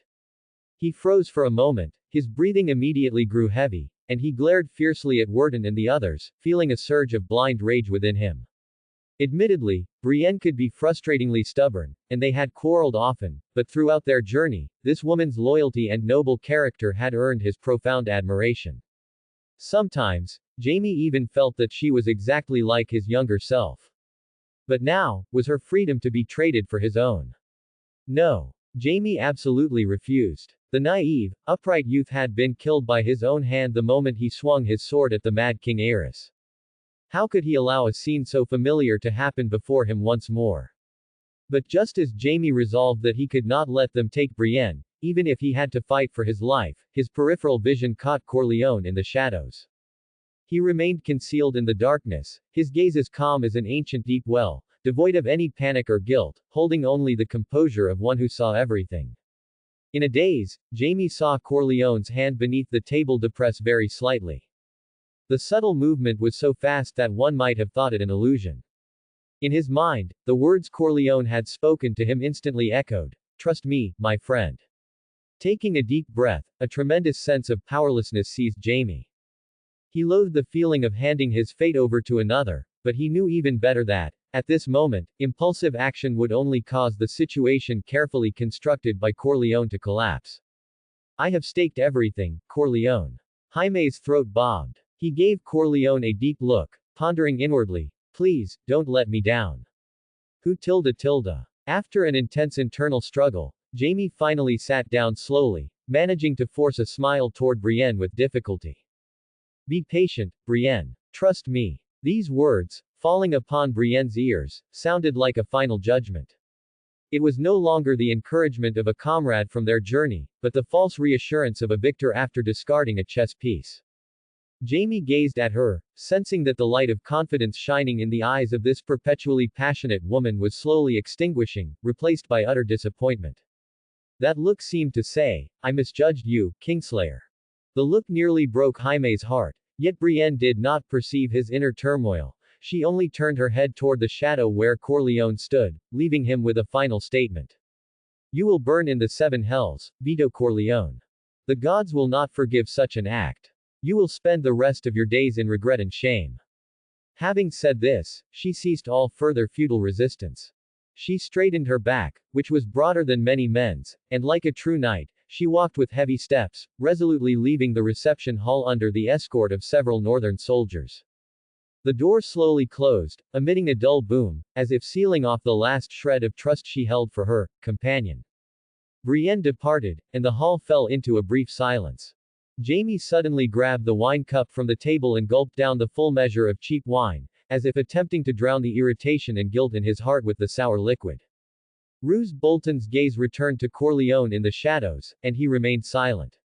He was waiting to see how this mysterious farmer would handle the slightly awkward situation. That's right, Roose had done it deliberately. Whether or not to keep Brienne as a hostage, frankly, was not strictly necessary for Roose Bolton. The potential alignment of interests with Tywin Lannister and the long-term benefits of successfully returning Jamie had already been clearly weighed in his mind. However, this farmer named Vito Corleone made him uneasy. Not fear, but a sense of threat, a feeling of things slipping out of control. The innate, calm confidence the man possessed, as if he had the insight to see through everything, triggered Roose's defensive instincts. In other words, he wanted to regain control of the negotiations. Therefore, he had deliberately dug a pit for Corleone, breaking up the group that had just managed to coalesce, treating it as a minor test for Corleone. On the other hand, it would allow him to clearly examine whether Corleone truly only pursued pure profit, as he claimed, or if he genuinely valued friendship as much as he said. Under Roose's scrutiny, Corleone moved. He slowly leaned out of the shadows, and the firelight from the hearth clearly illuminated his face for the first time. There was none of the expected panic, indignation, or eagerness to mend relations, nor even a hint of triumph over the progress of the negotiations. He was merely as calm as before, as if the fierce confrontation that had just occurred was nothing more than an irrelevant interlude. Lord Bolton. His voice betrayed no emotion, even carrying a hint of ease. Before receiving your letter and setting off for King's Landing, I think we might discuss another business deal. This attitude only made Roose more curious. This fellow wasn't rushing him to fulfill his promise, nor was he speaking up for Brienne, asking for her release. Instead, he wanted to talk business. Interesting. I am listening. He spoke softly, his pale eyes focused on Corleone's face, his expression amused. Upon hearing this, Corleone placed his fingertips lightly together on the table and began to speak slowly. Regarding the previous transaction, I believe we have reached a consensus. However, I am a person who is keenest on resolving my partner's worries, as this helps establish long-term trust. For example, when the war in the south settles down, and you need to lead your loyal northern army back home, how do you reclaim Moat Cailin from those Iron Islands reavers with the least possible cost? Moat Cailin. Hearing this, Roose Bolton instinctively straightened his body, his pupils contracting slightly. After all, Moat Cailin was the only choke point leading into and out of the north, and it was currently in the hands of the Ironmen. And those fellows were stubborn and difficult. Even if his entire plan succeeded perfectly, he would eventually face the awkward situation of staring at the mighty fortress without being able to enter. But Corleone was now claiming, he had a way to retake Moat Cailin. Was this farmer simply boasting, or? Roose Bolton's reaction was observed clearly by the insight. Corleone pursed his lips and began to introduce his business deal. Moat Cailin is called the throat of the North, unassailable, because of its unique geographical advantage. Surrounded by swamps and boasting strong walls, direct assault is a fool's strategy, one that will only cause your loyal northern soldiers to bleed pointlessly, enriching that marshland. Therefore, what we must do is not attack it, but rather, let it rot from the inside. Rot. Roose repeated the word, clearly intrigued. Exactly. Corleone nodded. Step 1. You can dispatch troops to surround Moat Cailin on both sides, completely cutting off its connection to the outside world. Moat Cailin has been undefended for centuries, there are no stockpiles of grain inside. The Ironmen who came to raid were lightly equipped and certainly did not carry large amounts of food. Soon, food shortages will occur within the walls, possibly leading to internal strife. Hearing this, Roose continued to nod, but offered no comment. This suggestion was standard, and they had already begun arranging to do exactly that. Step 2. Corleone continued, we can arrange for people to approach the walls of Moat Cailin at night. You plan to launch a sneak attack. Hearing this, Roose Bolton frowned slightly. Although logic told him that Corleone could not possibly propose such a foolish suggestion, he couldn't help but remind him, for thousands of years, no one has been able to take Moat Cailin by direct assault. That was because Torrhen Stark surrendered quickly enough when facing Aegon the Conqueror and his dragons. Corleone first let out a soft laugh, then shook his head. No, my lord, I am not suggesting you launch a sneak attack. That would be too foolish. My meaning is, we can send people, preferably children with clear voices, to sing Iron Island songs like, Iron Run or, The Bloody Cup, beneath the walls every night. What good would that do? Roose Bolton clearly hadn't thought much about it and asked directly. Imagine this, Corleone flashed a grin. When they have been without food for days, stomachs rumbling, shivering behind the cold, damp walls, and are tormented by homesickness and despair at night, they hear the songs of their homeland, sung in the innocent voices of children. How do you think those Ironmen, far from the waves and trapped in an isolated fortress, will feel? He didn't wait for Roose to answer, continuing on his own. They will remember their poor yet familiar islands. They will question why they are starving and freezing to death in this strange swamp for a worthless outpost. In other words, they will think of home. The children's songs will act like the sharpest chisel, slowly prying open their hardened shell, implanting fear and longing for home deep within their hearts. Soon, that despair will spread faster than any plague. Jaime, listening nearby, involuntarily felt a chill creep up his spine. He imagined the scene, suffering from hunger and cold, hearing songs symbolizing home and freedom, so close, yet utterly unattainable. By the 7, this was the most cruel torment for the soul. Thinking of this, he couldn't help but glance at Corleone, his heart filled with awe. This fellow's grasp of the human heart was terrifyingly accurate. What made Jaime feel even more suffocated was the thought that began to form. If, during those days he was imprisoned at Harrenhal, the Starks had sent people to sing Westerland's songs into his ear every night, would he have broken down? The answer, he didn't know himself. On the other side, upon hearing Corleone's suggestion, even Roose couldn't help but have his eyes light up, revealing undisguised admiration for the first time. This idea was simply brilliant. It perfectly bypassed military force, striking directly at the most vulnerable part of human nature, causing suspicion and division among the Ironmen, and even directly crippling their fighting strength. Vito Corleone was truly a formidable fellow. However, Corleone seemed to feel that the shock of the two men was still insufficient. He lightly tapped the table, drawing Roose back from his thoughts, and then dropped his final trump card, the most appalling suggestion of all. Step 3. Create a plague. A plague. A plague. Two gasps of astonishment sounded simultaneously, coming from Jaime and Roose, respectively. After all, in ancient times where medical conditions were subpar, such a thing was basically synonymous with death and despair. Yet, Corleone had stated it so easily and directly. Facing their questions, Corleone lowered his head slightly, half his face sinking back into the shadows, a cold curve forming on his lips. He spoke slowly, his voice becoming low and seductive, like a legendary demon tempting the hearts of men. After the siege has lasted a week, the garrison's rations will be stretched thin, and their nerves will be at their most fragile. At this point, we can select several carcasses of diseased livestock, or human bodies, preferably those who died of fever, and use light catapults to precisely launch them into the city during the deepest part of the night. At the same time, the same arrangement should be made at their water sources. Speaking, Corleone looked at Ruse, his eyes sharp. Within 3 days, the Ironmen inside the castle will discover that people around them are mysteriously developing fevers, vomiting, and showing suspicious red spots or sores on their bodies. They might not attribute this to viral infection, but instead ascribe it all to the ethereal gods. Gulp tilde tilde. The sound of swallowing saliva rang out. Jamie, sitting beside Corleone, was breathing heavily, feeling a chill shoot straight from the soles of his feet to the crown of his head. He stared at his friend, in disbelief, his green eyes filled with horror.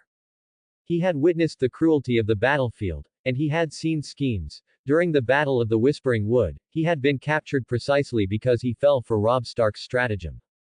But this was too terrifying. Such a cold-blooded and malicious plot made even him, the Kingslayer, feel a profound trepidation.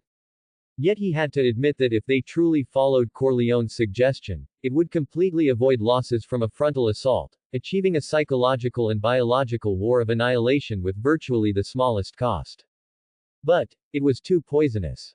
How poisonous? Even Roose Bolton fell silent for a long time. He said nothing, his pale eyes fixed intently on Corleone. Even the Lord of the Dreadfort, cruel as he was, didn't know how to make a decision for a moment. However, Corleone did not stop persuading. Instead, he continued to use his incredibly seductive voice to press his case. This is the best, simplest, and most direct method, my lord. At that time, the self-righteous Ironmen will erupt into extreme panic and begin slaughtering each other. They will draw blades against each other for the last drop of clean water, and to distance themselves from their sickened comrades. Trust will completely collapse. I dare assert that within a few days, terrified men will voluntarily open the gates and surrender, begging for treatment and pardon. Or, we merely need to wait patiently until the chaos inside concludes, then stroll in grandly and effortlessly take possession of a castle filled with corpses. Exquisite. Roose Bolton remained silent for a long time before slowly speaking, offering this evaluation.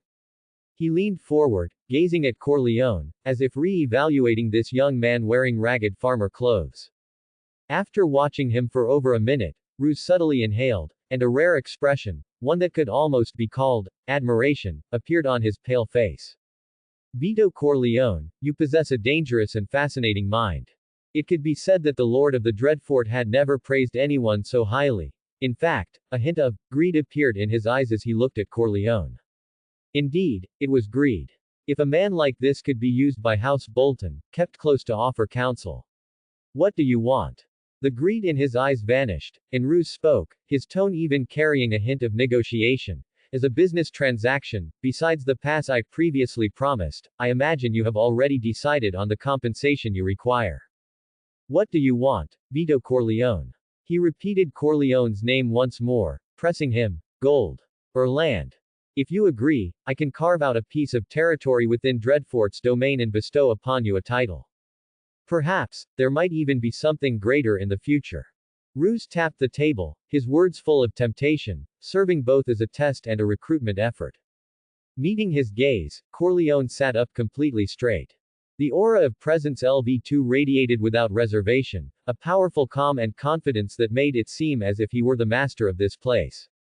He smiled faintly, a smile devoid of flattery or smugness, and spoke calmly. I think I need a hot bath first. Morning. The chill had not yet been fully dispersed by the sunlight, and the monotonous sound of striking echoed across the training grounds of Harrenhal. Thwack tilde tilde thwack tilde tilde. Corleone gripped an iron longsword with both hands, hacking repeatedly at the sturdy wooden stake in front of him. He had long shed his signature ragged linen clothes, replacing them with a fitted set of leather armor. Although he still appeared lean, his mental state was completely different from the dying farmer he had been beneath the apple tree. Sweat streamed down his temples, and his chest rose and fell continuously. The Dothraki warrior stood silently nearby with his arms crossed, occasionally issuing brief instructions in clumsy Westeros. Twist your waist. Sink your wrist, just like holding down the reins on horseback. Yigo spoke simply, but Corleone found every single strike incredibly strenuous. But he couldn't demand clarity from Yigo, as the man was illiterate, in a sense. He could only grit his teeth and try to adjust, feeling the force channel from his feet through to the blade with every strike, searching for the correct way to exert power. The training continued for a long time until his palms were numb and aching from the vibration, and the skin between his thumb and forefinger throbbed, forcing him to stop and lean on his sword, gasping for breath. With a slight thought, the system panel appeared before his eyes. Name: Corleone. Profession: Doctor. Skills: Surgery LV2, Presence LV2, Insight LV1. Unranked skill: Wheel of Fortune. Current skill: Draw attempts. O. Rechargeable. Nothing had changed. The skill entries he craved, such as basic swordsmanship or one-handed weapon mastery, hadn't even shown a shadow. Who tilde. He let out a long breath, shook his head, and forced himself to calm down. Let's take a break. He said this to Yigo, and also to himself, reminding himself that haste makes waste.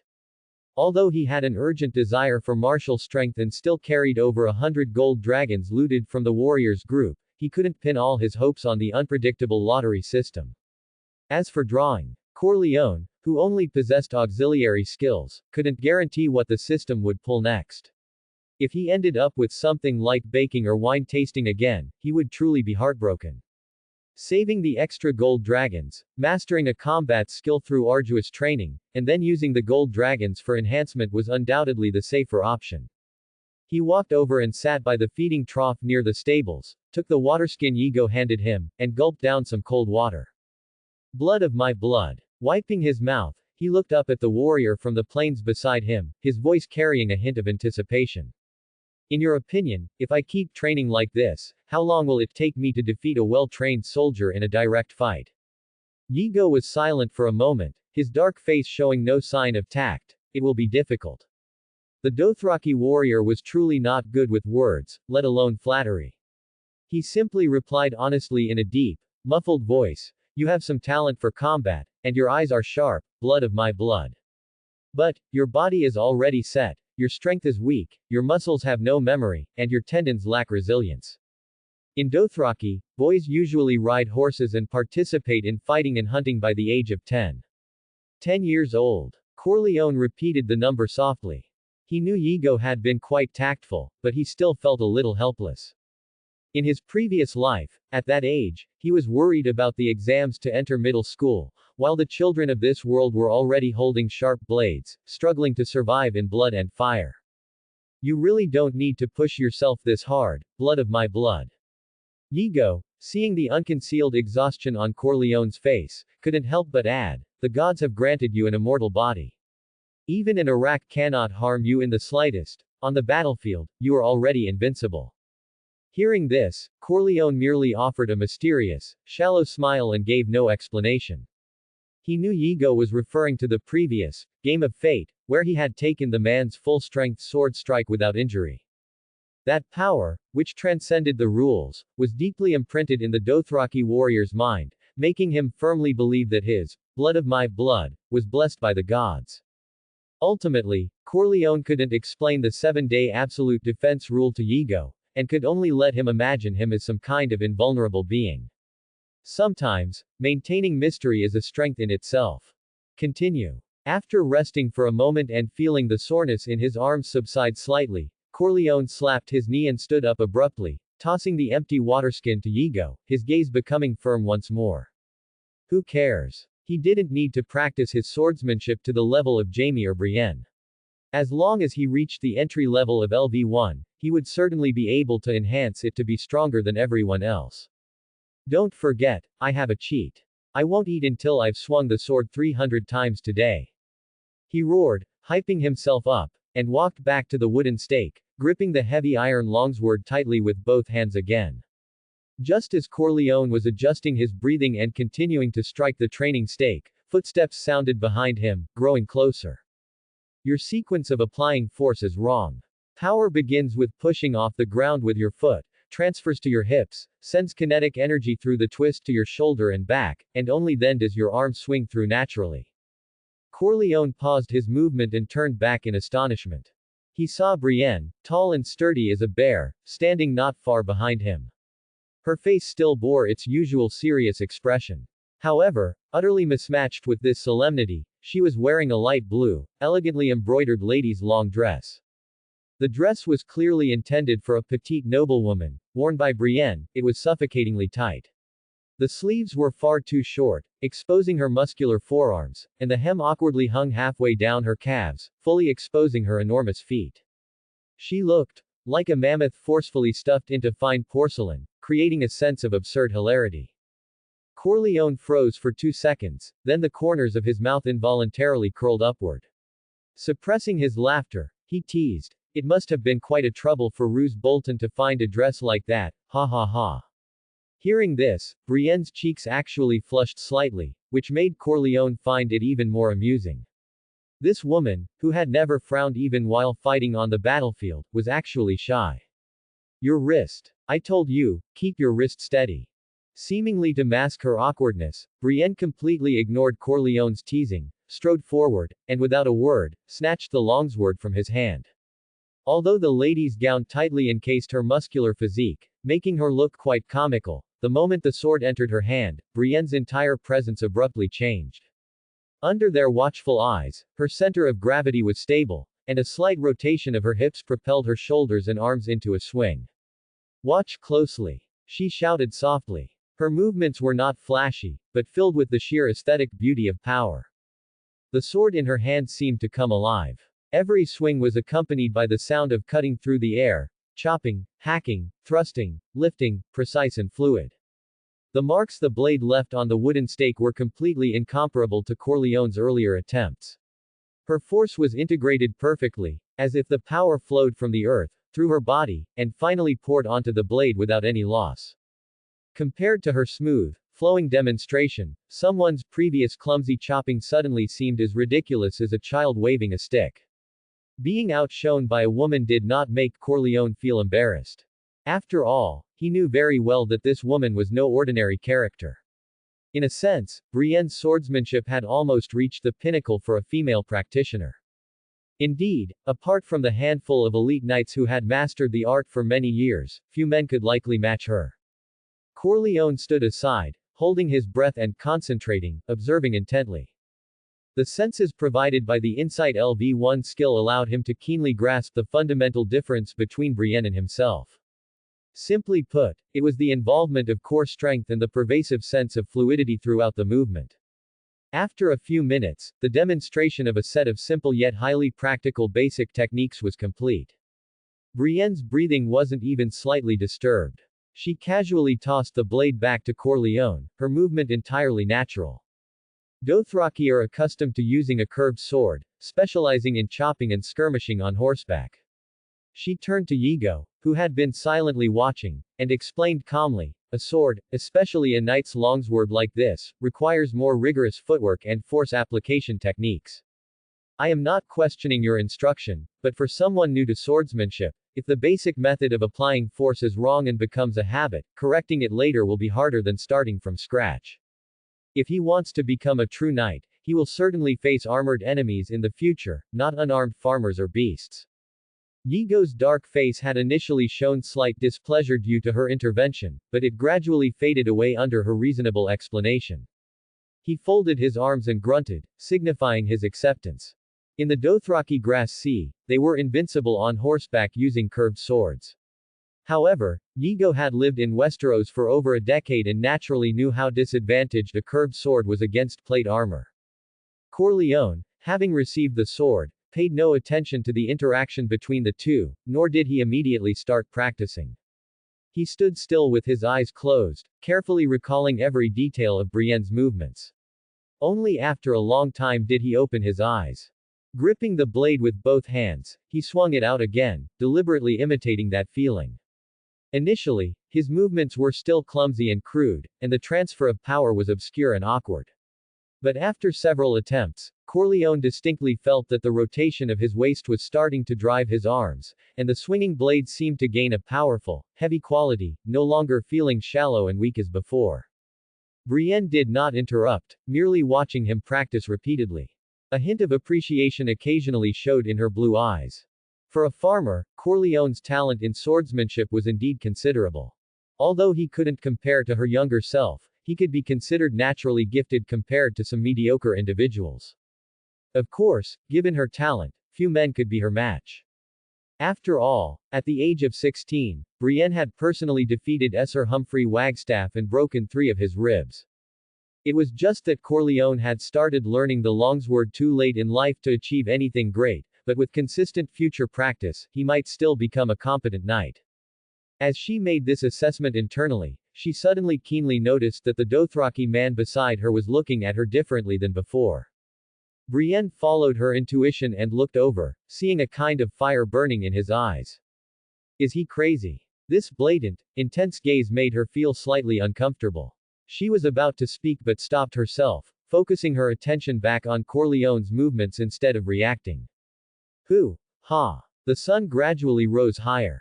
Corleone finally stopped only when the thick morning fog was dispersed by the sunlight. Having pushed himself so hard during his first training session, the moment he relaxed, his arms felt leaden and sore, making it extremely difficult even to lift them. With a clang, the blade slipped from his grasp and fell to the ground. Corleone immediately sat down unceremoniously. Only then did he realize that sweat had already soaked through his leather armor and inner garments. He gasped for breath, his chest heaving violently.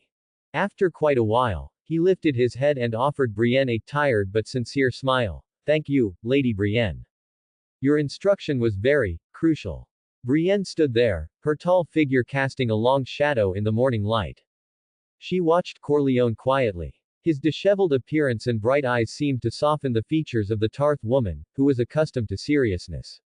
She shook her head, her voice low and solemn. This is nothing remarkable, Lord Corleone. You could find anyone who has received knight training and get the same instruction.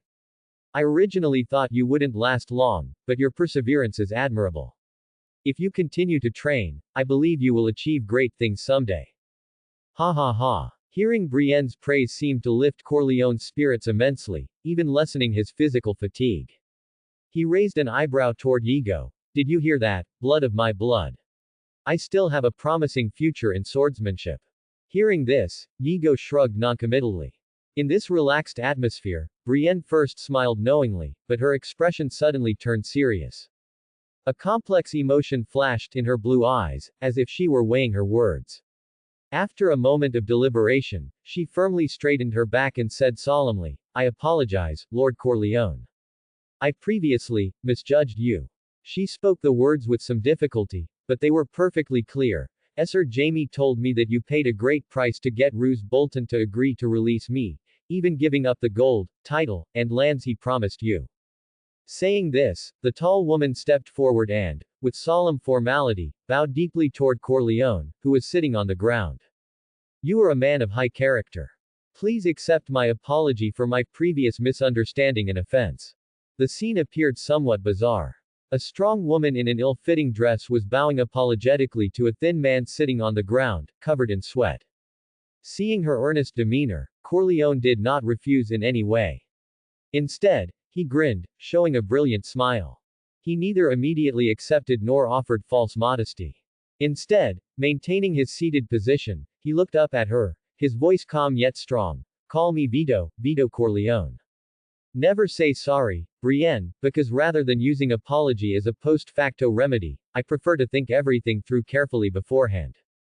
These deeply meaningful words made Brienne tremble slightly.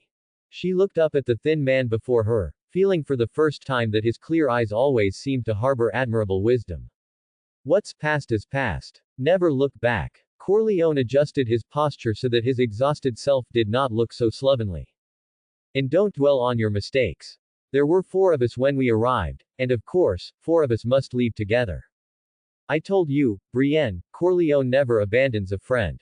He paused, his gaze sweeping over Brienne and then over Yigo standing nearby, his tone becoming profound and meaningful. I always go out of my way to help my friends. Likewise, when I and my future family need help, I expect my friends to spare no effort in offering me assistance. Someday, although perhaps that day will never come. Saying this, Corleone extended his right hand, slightly cracked from gripping the sword for so long, toward Brienne, his eyes bright and honest. Brienne looked at his outstretched hand, momentarily stunned. She thought of her previous declaration to Jaime that he was not a friend, and then of her baseless accusations against Corleone in the reception room. A pang of guilt crossed her heart again. But in this moment, Corleone's smile held no calculation, no arrogance of expecting repayment for a favor, it conveyed only complete and utter sincerity. This made Brienne feel even more strongly that she had truly judged a noble man with a petty heart. She hesitated no longer, extending her hand, which was much larger than Corleone's, and firmly grasping his wrist. With a slight pull, she hauled the exhausted Corleone to his feet. I owe you a debt, Lord Corleone, she said softly, in the name of a warrior. Nay tilde tilde. Just as Corleone was preparing to rest for a while and take a hot bath back in his room, the sound of hurried hooves rapidly approached. The group turned their heads to look, only to see a completely refreshed Jaime sitting astride a horse, holding the reins in his left hand. Gone was his previous dejected appearance.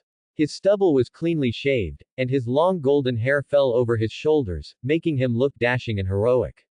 Aside from his right hand, which was still wrapped in bandages, looking eerily like a certain blue robotic cat, he perfectly matched the image of the flawless knight sung by bards.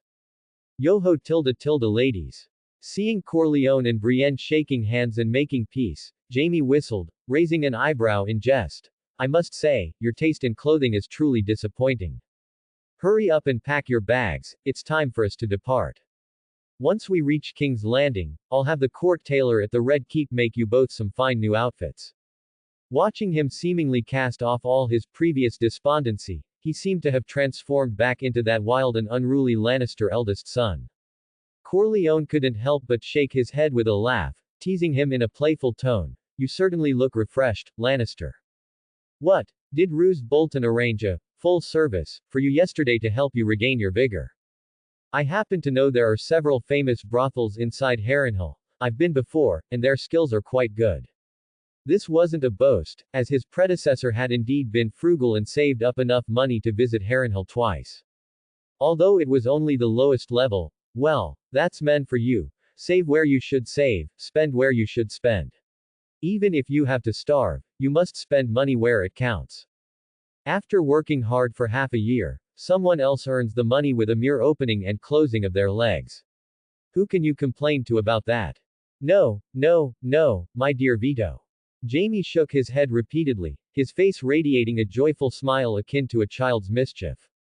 His emerald eyes turned towards Brienne, who looked uncomfortable in her attire, and he winked slyly before deliberately raising his voice, ensuring everyone on the training ground could hear. My experience was far more wonderful than those boring services. Yesterday, I had the pleasure of sharing a truly unforgettable Mandarin duck bath with a certain high-born lady. The feeling, tisk tisk tilde tilde, it was simply too wonderful for words, enough to wash away all the exhaustion and bad luck from my journey.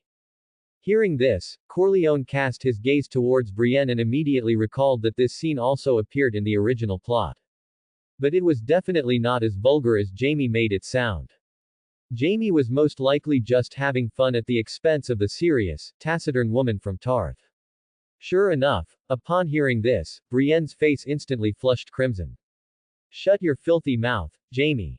Furious and humiliated, she took a step forward, clenching her fists, looking as if she were about to drag Jaime off his horse. What was surprising, however, was that Brienne hadn't called Jaime Kingslayer once, from the beginning until now. Only Yigo, standing nearby, narrowed his eyes, his large hand unconsciously tightening around the sword hilt at his waist, his gaze sweeping back and forth across Jaime's handsome, punchable face. He seemed to be considering whether he should follow Dothraki tradition and challenge the blonde fool to a duel to the death to decide the ownership of the big woman. But after weighing the matter for a moment, he slowly released the sword hilt and shook his head. Defeating a cripple would not demonstrate the valor of a Dothraki warrior, nor would it make the tall, strong, bear-like woman look favorably upon him. On horseback, Jamie looked at Brienne's exasperated expression and laughed even more triumphantly, as if he had won a battle, continuing his unrestrained teasing. Corleone also couldn't help but chuckle, chiming in with a few timely sarcastic remarks. The atmosphere on the training ground suddenly became unusually relaxed and harmonious, as if the days of bloodshed, scheming, and despondency had been momentarily dispelled. However, this rare moment of harmony was quickly shattered by an outburst of noise and vicious curses. You sewer rat. I finally caught you, you dog. Drag him to the stables for me. I'm going to cut off his troublesome little thing today, throw it into the trough, and make him watch as the warhorses chew it up and swallow it. This menacing roar instantly drew everyone's attention. Turning to look, they saw Roose Bolton's personal guard captain, Worden the Iron Leg, leading several fierce-looking soldiers, roughly dragging a person across the training ground. The person was being dragged on the ground, struggling and twisting desperately, emitting muffled whimpers from his throat, but his hands and feet were tightly bound by coarse ropes, making escape impossible. Corleone frowned, instinctively wanting to look away. During wartime, especially in territory occupied by the Bolton family, bullying and bloody private executions happened daily. It was too normal. He did not want to interfere, especially at this sensitive moment when they were about to leave. But just as Corleone was about to turn and leave, Insight LV1 keenly picked up on some distinctive features of the person being dragged. Rorger. He couldn't help but gasp the name aloud. Rorger. Hearing this, Jamie and the others, who also hadn't planned on interfering, looked closely again. Sure enough, who else could it be but Rorger, with that short, sturdy build and the faint black hair covering his body. The surviving member of the warriors group. Jamie leaned down from his horse and whispered into Corleone's ear, "Didn't you settle him in a room? How did Roose Bolton's men catch him? Who knows?" Corleone shrugged, a hint of gloom on his face, and responded softly, "This is their territory. Maybe they count every hair inside your underpants." "Oh, right, do you wear underpants? Who wears underpants if they're proper? They're too restrictive." Jamie first scoffed teasingly, then continued to press, "That's your spoils of war. What do you say? Are we getting him back?" Corleone frowned deeply, rapidly weighing the situation internally. Rorger was indeed quite useful to him, but confronting Roose Bolton's men head-on right before their departure was simply too risky. He thought for about 2 or 3 seconds, ultimately favoring caution, and slowly shook his head, his tone laced with reluctance. "Forget it, Jamie, we're leaving soon. Let's not cause any trouble." "Holy shit. I get it." Before Corleone could finish his words of dissuasion, Jamie shouted in sudden realization. Giving Corleone no chance to explain, he flashed a, "Leave it to me," smile and violently squeezed the horse's flanks with both legs. Ha! The warhorse let out a loud neigh, its hooves pounding the soft earth of the training ground, kicking up a spray of mud, and galloping towards Worden and his men. Oh my god! Watching Jaime's disappearing figure, Corleone couldn't help but curse. What the hell was this guy doing now? He hadn't understood anything at all. What did, I get it, even mean? Quick. Go. But since Jamie had already charged in and forced the issue, could he really stand by and abandon his teammate? Corleone made a snap decision, let out a low growl, and disregarding everything else, started running after him. Although Brienne and Yigo were equally confused, seeing that both Corleone and Jamie had acted, they followed immediately without hesitation. Brienne, dressed in a lady's gown, was actually faster than both men, and even had the presence of mind to grab a rake from beside the stables as she sprinted. What a true warrior. Corleone, following behind, couldn't help but praise her speed internally and quickened his own pace slightly. Clip clop, clip clop. The rapid sound of hooves approached from afar. Worden, who was busy ordering his subordinates to drag Rorger like a dead dog, kicking him hard in the waist and abdomen every now and then, heard the commotion behind him and turned back impatiently. Just that one look instantly made his scalp tingle. A large, sleek horse, appearing as if out of thin air, had charged to less than 3 meters in front of him. On its back, the golden-haired Kingslayer wore a chilling, crazed smile, controlling the reins with one hand, charging straight toward him. Isn't that my fooled horse? The thought flashed and vanished, as the shadow of death instantly pushed all other concerns out of his mind. Even though he was a seasoned warrior, Facing a warhorse galloping rapidly towards him, Warden's legs instinctively turned to jelly. It was no joke, he could even smell the stench of animal sweat mixed with leather. Gods above! Warden cried out in alarm and fell backward onto the ground in a miserable heap. Leo tilde tilde. At this critical moment, Jamie on horseback let out a long whistle and sharply pulled back on the reins with his left hand. The charging steed immediately neighed, its forelegs rearing high, pawing violently at the air a few times. The hooves slammed down onto the ground less than half a meter in front of Warden, splashing mud that splattered onto his pale face, essentially covering him in dirt. The horseshoe glittered with cold, hard light in the sunlight. At its closest, it was probably less than a foot from Warden's head. Warden cautiously raised his head, seeing Jamie sitting firmly on the horse's back, looking down at him with a face full of playful mockery. Raising an eyebrow, the golden-haired, green-eyed Lannister rested his elbow on the horse's neck, leaning slightly, and teased in his uniquely magnetic voice, "Yo. Did I scare you, my dear lady?" The man was too close. So close that Warden could almost smell the warhorse's breath puffing onto his face. Warden could swear on the old gods, the new gods, and every deity in existence, that this fooled horse was absolutely his. This horse had been with him for over a decade. Old horse, oh, old horse. You fooled thief, you stole my horse. He pointed at Jamie and cursed. Jamie straightened his back and retorted, "Be careful what you say, soldier. I am a Lannister, my piss is gold. Lord Bolton clearly gave me this horse. Your horse is gone, what does that have to do with me?" Hearing this, Warden grew even angrier. Wiping the dirt from his face, he was about to continue cursing, "You." Just then, a stream of hot liquid shot out from between the horse's hind legs. Fortunately, Warden reacted fast enough, quickly pushing off the ground with his legs to retreat, narrowly avoiding being pissed on his face. The hot stream, carrying a strong, pungent odor, shot onto the muddy ground where Warden had just been sitting, almost grazing his nose. That was close. Warden scrambled away, getting up awkwardly and looking utterly disheveled, his face instantly turning to fury. "You," just as he was about to start cursing again, Corleone and his two companions happened to arrive, forcing Warden to swallow his words. Brienne and Yigo were both extremely experienced warriors. Without Corleone needing to speak, they quickly formed a semi-circle stance, showing great coordination. However, Warden's side slightly outnumbered them, and soon both groups were locked in a confrontation. Corleone did not immediately engage the other party in an argument. His gaze first fell upon Rorger, who was tied up like a wild boar. It must be said that this fellow had decent physical fitness. He had been unconscious when they arrived at Harrenhal yesterday, but now he was already wriggling on the ground. Look. He was even glaring at them. Seeing that he was in no life-threatening danger, aside from his wounds still slightly seeping blood, Corleone turned to Warden. He spoke softly, and the aura generated by Dignity LV2 immediately spread out. "Lord Warden." That single address caused Warden, who was still in a fit of rage, to suddenly feel a tremor in his heart. As if compelled by some invisible force, he involuntarily shifted his attention from Jamie and looked directly into Corleone's eyes. "This man." Corleone indicated Rorger with his eyes. "He is a captive I obtained after eliminating the warriors group."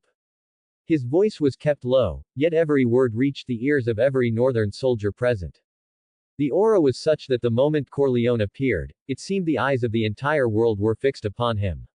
His composed demeanor even gave Warden the same sense of unease he felt when facing Lord Roose Bolton alone. But as a veteran of many battles, Warden quickly swallowed and forced his voice to remain firm. "Lord Bolton has commanded that all remnants of the warriors group be eliminated. This fool was scurrying around the castle like a rat and I caught him red-handed. I am merely carrying out the Lord's orders, my lord." He emphasized Lord Roose Bolton's command, attempting to stand his ground logically. However, Corleone merely sneered. "There is no logic in your statement, my lord. He is my captive, so he naturally falls under my jurisdiction. In other words, this fellow is my property, and Lord Bolton's command does not apply to him." "Your property?" Warden scoffed. "Don't give me that, Corleone. This foolish dared to fight me for Wells, the top attraction at the Red Hole, half a month ago.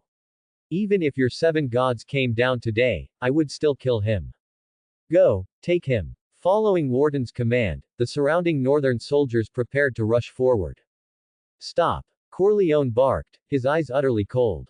The aura of dignity LV2 fully activated, becoming almost tangible. Brienne and Yigo immediately stepped forward as well, their powerful presence momentarily intimidating the soldiers. However, Harrenhal was, after all, the garrison for the Bolton army. Making too much noise here could easily attract attention from others, making the situation difficult to manage later. While Worden was stunned, Corleone fixed his sharp gaze on him. After a moment of thought, he suddenly changed the subject. Very well, Lord Worden. Since you insist on having this man, let us discuss a business deal. He paused, and under the other party's somewhat astonished gaze, he raised his index finger, 1,000 gold dragons. In accordance with the long-standing customs of Westeros, if you wish to ransom him, then please pay 1,000 gold dragons as the ransom. After that, the man is yours, and whatever you do with him is none of my concern. How much? Hearing that number, Worden nearly jumped up. The anger on his face instantly faded, replaced by an unbelievable sense of absurdity. This fool is worth 1,000 gold dragons. Are you mad? The bounty on the Kingslayer is only 1,000 gold dragons. He pointed at Jaime, as if protesting how outrageous Corleone's asking price was. Corleone's expression remained unchanged in the face of Warden's outburst. He merely tilted his head slightly and patiently began to explain to Worden. The accounts cannot be calculated that way, my lord. Sir Jaime's ransom is, one time, because he is of the Kingsguard and cannot marry or have children. But Rorger. Saying this, Corleone nudged the humanoid thing at his feet. He is different. He will work for me and create value. Then, he will marry and have children. His children will continue to work for me and have more children. His descendants will be endless. Considering it this way, isn't 1,000 gold dragons a fair price to buy out the value of him and his entire future family? This price is already a great discount I'm giving you out of respect for Lord Bolton. Corleone shrugged, wearing an expression that suggested, you've gotten a huge bargain. Worden, however, was dumbfounded, mouth agape, unable to speak for a long time. What the hell kind of calculation was this? It sounded like, it made some sense, but upon closer inspection, it was clearly treating him like an idiot. The more he thought about it, the angrier he became. Wharton's chest rose and fell violently, feeling a knot stuck there, making his face flush crimson. Wasn't this just bullying an honest man? But just as Wharton was racking his brain, trying to refute Corleone's shameless argument, Jaime, on horseback, spoke up at the perfect moment. I suggest you seriously consider Lord Corleone's proposal, Captain Wharton. There are only two paths before you now. Either pay up obediently, or let the man go immediately. Saying this, he leaned down, a hint of menace flashing in his emerald eyes as he stared straight at Wharton. Otherwise, when I return to King's Landing, I might casually mention to my father that Vargo Hoat ordered my hand cut off, and the man who wielded the knife was you. The moment these words were spoken, Wharton instantly felt a chill run up his spine. That fooled Kingslayer. If Duke Tywin Lannister actually believed his nonsense, given the old lion's ruthless methods, even Lord Bolton might not be able to protect him. Slander. He's slandering me. He stomped his feet in panic, pointing at Jaime in utter horror, his voice so shrill it seemed to write the word, misery, in the air. His previous firmness and anger were completely replaced by immense fear. This accusation, it was simply too malicious. Lannister. You are practically inhuman. However, watching his intense reaction, Jaime grew even more smug. Straightening his back with a cold smile, he looked down condescendingly at the nearly collapsing Wharton and spoke softly, do you think my father will believe you, or he will believe me? Northman. Jaime's threat was the final straw that completely crushed Wharton. As the saying goes, only the one who frames you truly knows the extent of the injustice you face. If he let that fellow run off to his Duke father and dramatically pin everything that happened in the Riverlands on him, the consequences would be unimaginable. Given the power of Lannister, even if Duke Tywin had no evidence. Or rather, if he didn't need any evidence and simply wanted to vent his anger for his eldest son. Such consequences were already more than Wharton could bear. That fooled Kingslayer, a devil full of lies. Thinking of the situation he might face, Wharton instantly turned pale, his body trembling uncontrollably, cold sweat pouring down his face. He stared at Jamie, stubbornly retorted, "This is Harrenhal. You are challenging Lord Bolton's authority." Although he tried to make his tone tougher, his constantly chattering teeth robbed Wharton's threat of any real force. Instead, his lack of confidence made him seem extremely guilty. Corleone noticed the breach in Wharton's psychological defenses and subtly patted Jaime's thigh, signaling him not to add fuel to the fire. The desired effect had largely been achieved. Pushing too hard would be counterproductive and invite resistance. He took 2 steps forward, his tone softening as he comforted him. "Captain Wharton, I believe we are all decent people. There's no need to escalate this over some worthless fellow and a petty private grudge to the point of no return. Lord Bolton's authority is meant to eliminate threats and maintain order, not for you to settle private scores and fight over a prostitute inside the castle." Wells is a male prostitute. Corleone hadn't finished speaking when Yigo, standing nearby, couldn't help but interject honestly. Hearing this, Corleone looked up at Wharton in surprise. Seeing that the man's expression remained unchanged and showed no awkwardness, he simply shrugged. After all, such preferences are certainly not uncommon in Westeros. Furthermore, this world doesn't have toxic butts, making it much safer than his previous life, probably. Without dwelling on the matter, Corleone merely shook his head and continued to appeal to the now wavering Wharton with reason and emotion. "Think about it, Wharton." He continued to slowly step forward, naturally placing his hand on Wharton's shoulder, speaking in a tone that suggested he was entirely looking out for the man. "If this matter reaches Lord Bolton, do you think he will praise your actions, or will he blame you for losing face in front of an honored guest like the eldest son of Lannister?" These words were like a precise surgical knife, completely dissecting Wharton's psyche. He lowered his head and remained silent for a moment, looked at the men around him, and took a deep breath. "All I know is loyalty to Lord Bolton and serving him diligently. The rest, I haven't considered."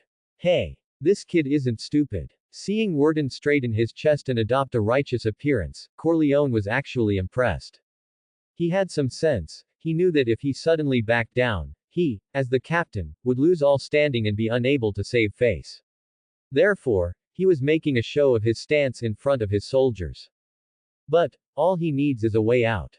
Then I shall use money to pave the way for him. As I said before, Captain Wharton, we are all decent people." Corleone slightly tightened his grip with his right hand, embracing Wharton and patting his shoulder, activating his dignity LV2 aura to the maximum. His tone softened, but the commanding pressure did not vanish, rather, it intensified. "How about this? I will offer you a dignified solution." He pointed to Rorger on the ground. "This man, I must take him with me.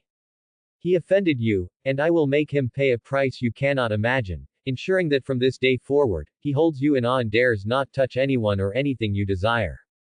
Corleone's voice was powerful, and everyone present heard it clearly. This feeling instinctively inclined people to believe everything he promised.